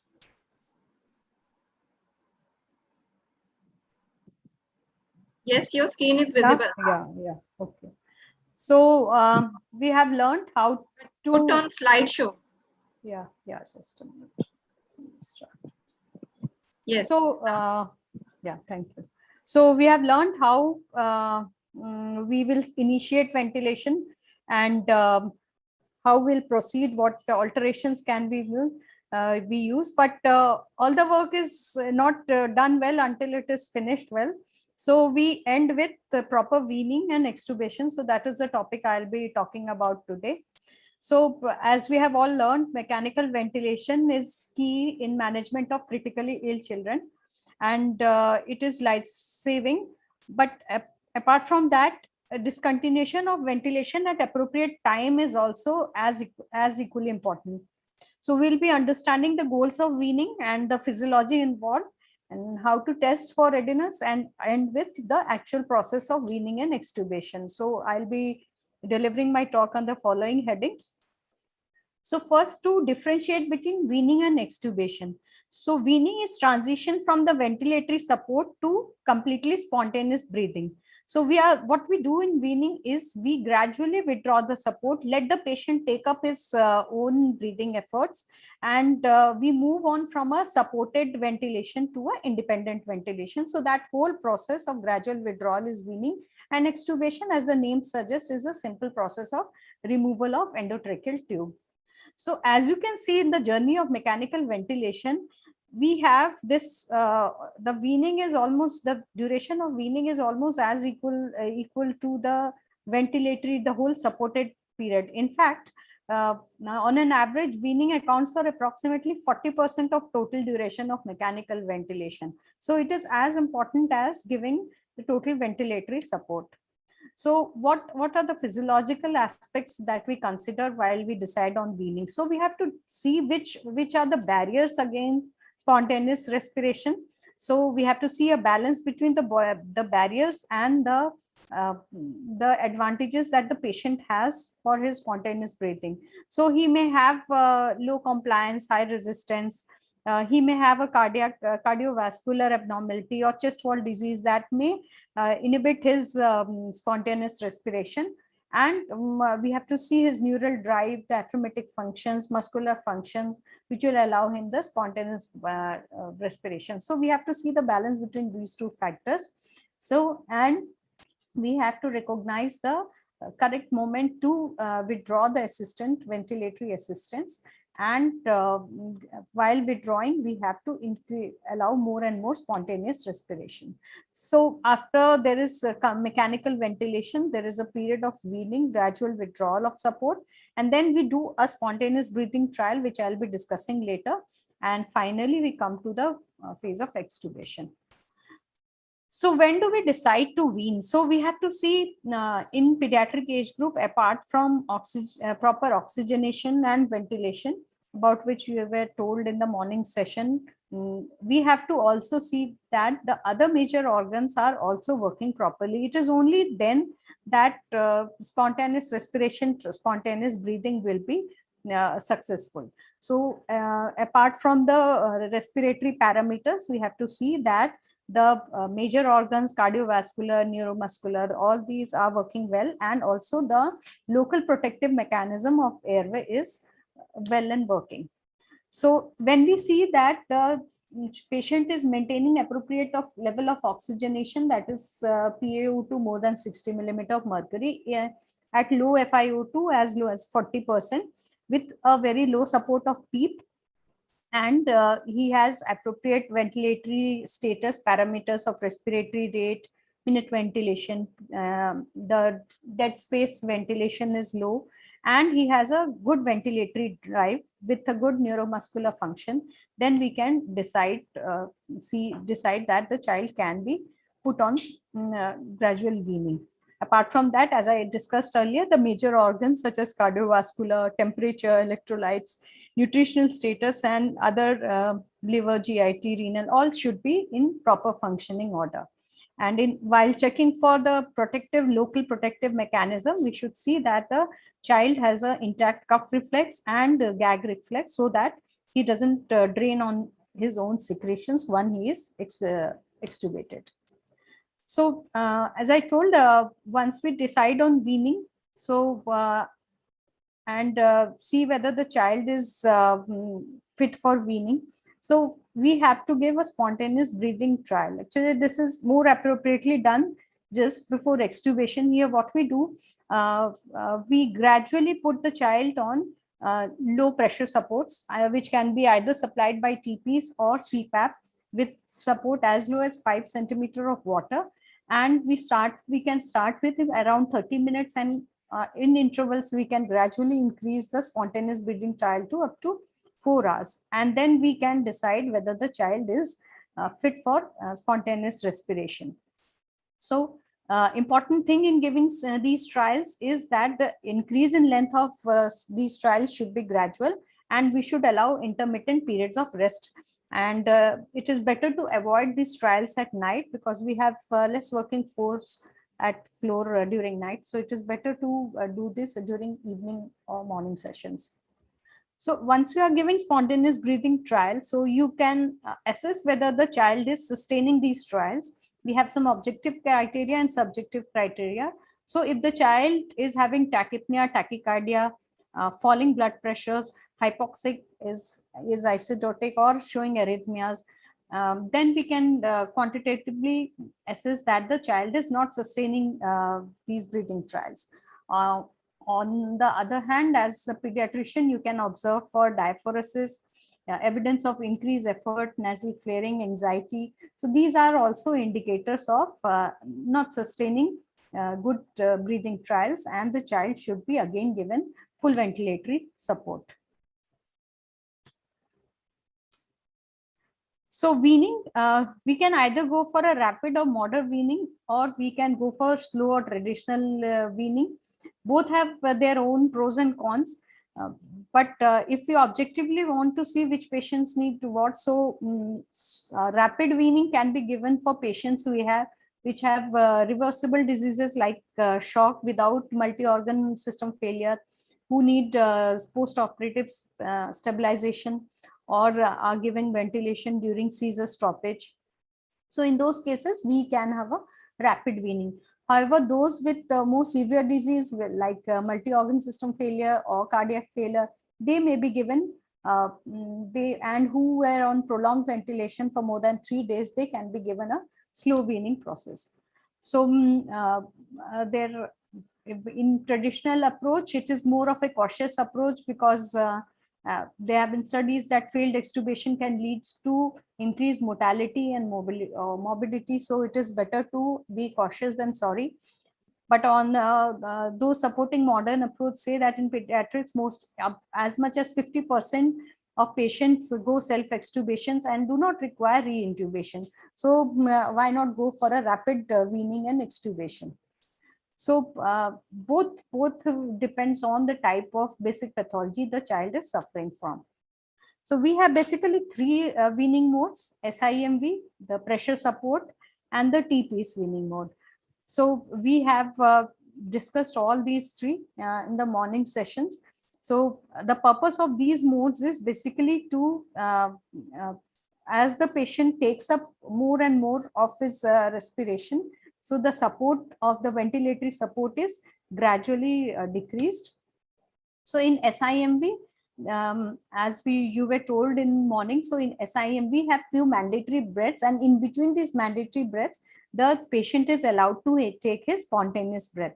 So while using SIMV as a weaning mode, what we do is we gradually reduce the number of mandatory rate progressively, usually in steps of 1 to 2 breaths per minute, and see the patient improvement. If he is sustaining, we can further decrease the mandatory breath, and ultimately the child may take up all of his own respiration. Pressure support ventilation can be added to the spontaneous breaths to further reduce work of breathing of the patient. In pressure support ventilation, it is fully patient initiated breaths. The patient controls the rate, timing, depth of each breath. The ventilator only supports each of these breaths. So the work of breathing, the initiation is from the patient end. The work of breathing is reduced because the machine is supporting each of his breath.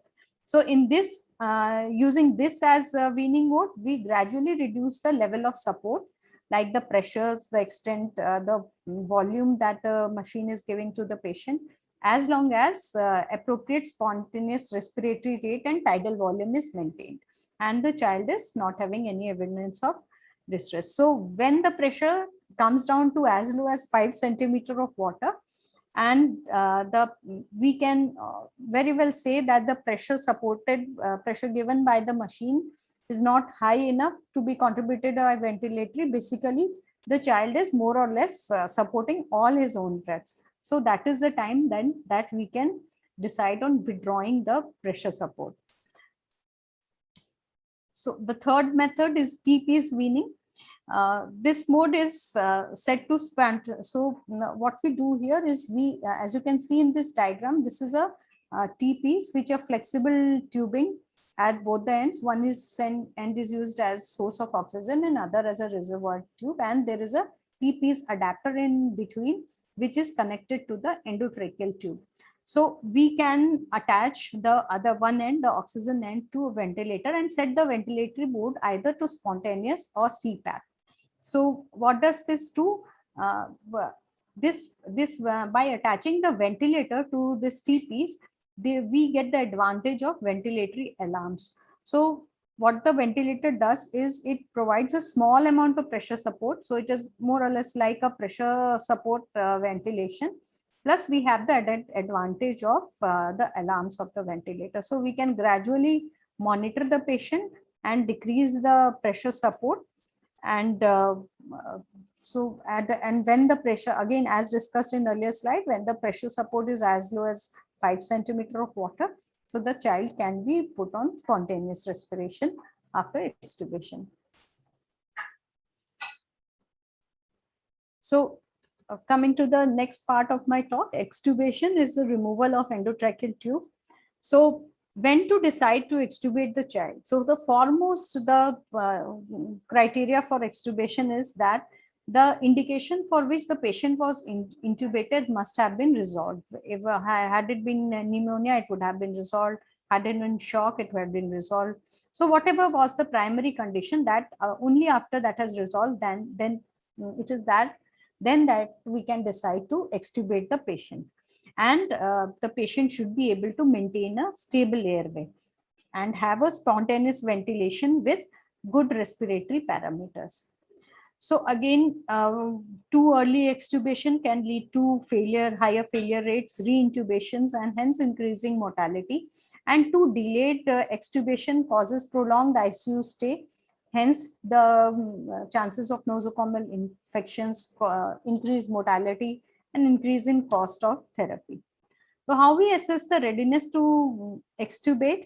So basic assessment is that if the child is maintaining vital signs, the heart rate, respiratory rate, blood pressures, at minimum ventilatory support like a PEEP of 5, PIP of less than equal to 10, and at low FiO2s of less than 40%, then we can decide on extubation. But before extubation, you should look for endotracheal tube cuff lead, because what happens many times post extubation, tracheal obstruction is a common occurrence, more so in pediatric patients. So before extubation, you should try to hear for peritubal leak. If you can hear a hissing sound of air leaking out by the side of the tube, it means that there is not significant edema in the tracheal path, and hence the patient will not have post-extubation obstruction and can be easily extubated.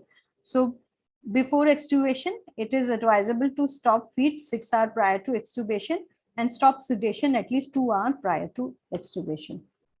So there are various predictors, more of theoretical value for deciding whether extubation will be successful or not.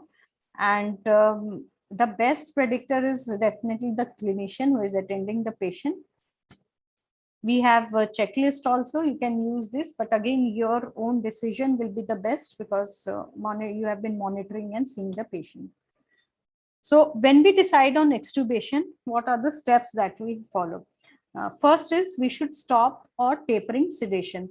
So again, all these steps all need to be better done at morning hours or evening hours, and you should avoid the night shift for extubation. So you can change a long-acting sedation to a short-acting and gradually withdraw the sedation. You assess the consciousness and muscle power of the child, whether he is following commands, is having a good hand grip, neck holding, or if the baby is too small, you can see for a good kicking of legs of infant. So that assesses muscle power of the pediatric patient. And you have to see whether the child is able to swallow its own secretion, is not having any pooling of secretions. So before extubation, you check for peritubal leak. If it is cuffed endotracheal tube, you deflate the cuff and listen for the hissing sound of air escaping from the sides of the endotracheal tube. And in uncuffed tube, you can increase the pressure support and hear for the leak. So you are already at the lower end of your settings. So you should keep all your equipments ready before doing extubation. So a semi-Fowler or high Fowler position as shown in this diagram is advisable, but in pediatric patient, whatever position in which the child is comfortable, you should try to extubate in that. Of course, you need to explain the procedure to the attendant. It is advisable to pre-oxygenate the patient with ambu bag with 100% oxygen. And before actually removing the tube, you should suction the patient's mouth and pharynx and re-oxygenate after suction. So you should clear the airway as much as possible, loosen the tape around the tube, and you should squeeze the ambu bag and deflate the cuff simultaneously so that the secretions are pushed down, oxygenate, and by pressing the ambu bag, hyperinflate the patient so that the vocal cords show maximum abduction. So while withdrawing, you don't traumatize the vocal cords, and those are removed easily. So once you have removed the endotracheal tube, you should put the child again on the same FiO2 on which the child was before extubation. Monitoring is very important to avoid the reintubation. Sorry, you monitor and encourage the child to cough and take deep breathing, auscultate, and especially the neck area. And the next 1 hour after extubation is really critical. And it is, if possible, you can obtain the arterial blood gas, but it is not required in all of the cases. So this is the algorithm that we have discussed. So if the child is on mechanical ventilation, you see if he is maintaining adequate oxygenation with proper parameters and there is no major organ failure. So you give a spontaneous breathing trial, and if he passes that, you can gradually decide on extubation. If the child does not pass your breathing trial, you give him another trial. You can put him on a lower setting, wait for him to stabilize, and then again give a trial when you think that the patient has stabilized. So all this process needs to be gradual, and there is no hurry. As I had shown earlier also, it is this process, it takes up a big part of whole ventilatory duration, and you should do it very cautiously. So extubation is successful if there is no absence of ventilatory support 48 hours following extubation. However, we say a failed extubation if we require a reintubation or ventilatory support, or if we lose the patient within 48 hours following extubation. So what can be the causes of failed extubation? So there may be abnormal respiratory mechanics. We have learned about respiratory mechanics today. So there may be some abnormality in any one of them. Too long of duration of mechanical ventilation can also lead to extubation failure. So other parameters, the other major organs like hemodynamic or nervous system, if these are not at their optimal working, then again it can lead to extubation failure. The local reflexes, if they are not working properly, the child may drown on his own secretions. So we have to be very sure that his cuff reflex, gag reflex is working well. So we have to, and apart from that, there may be some systemic causes like genetic and metabolic.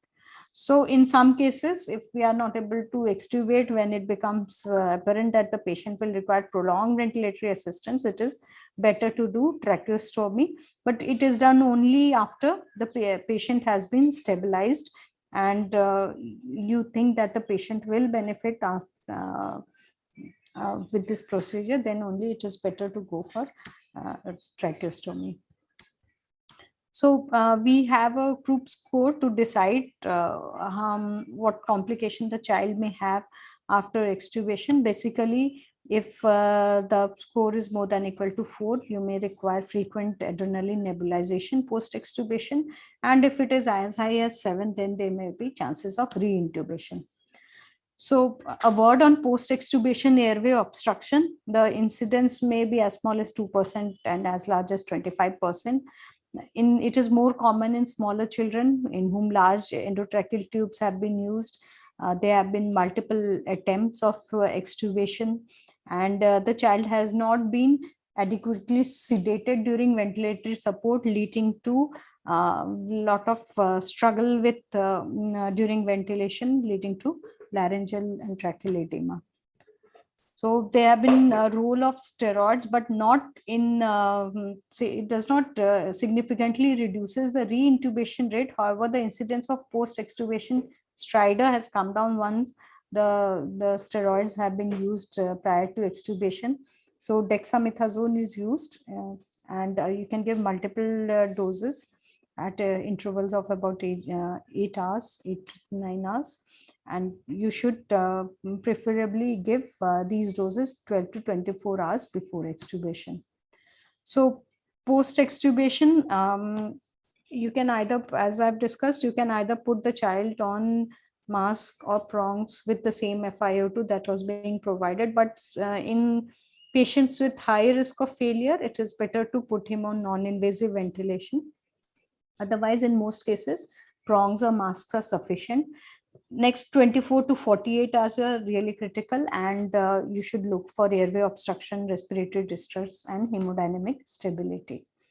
So use of NIV after extubation is beneficial as it improves survival and hence decreases mortality and reduces the risk of pneumonia if you are not requiring vis-a-vis repeated intubation, re-intubation. So it is better to put on NIV than attempting re-intubations.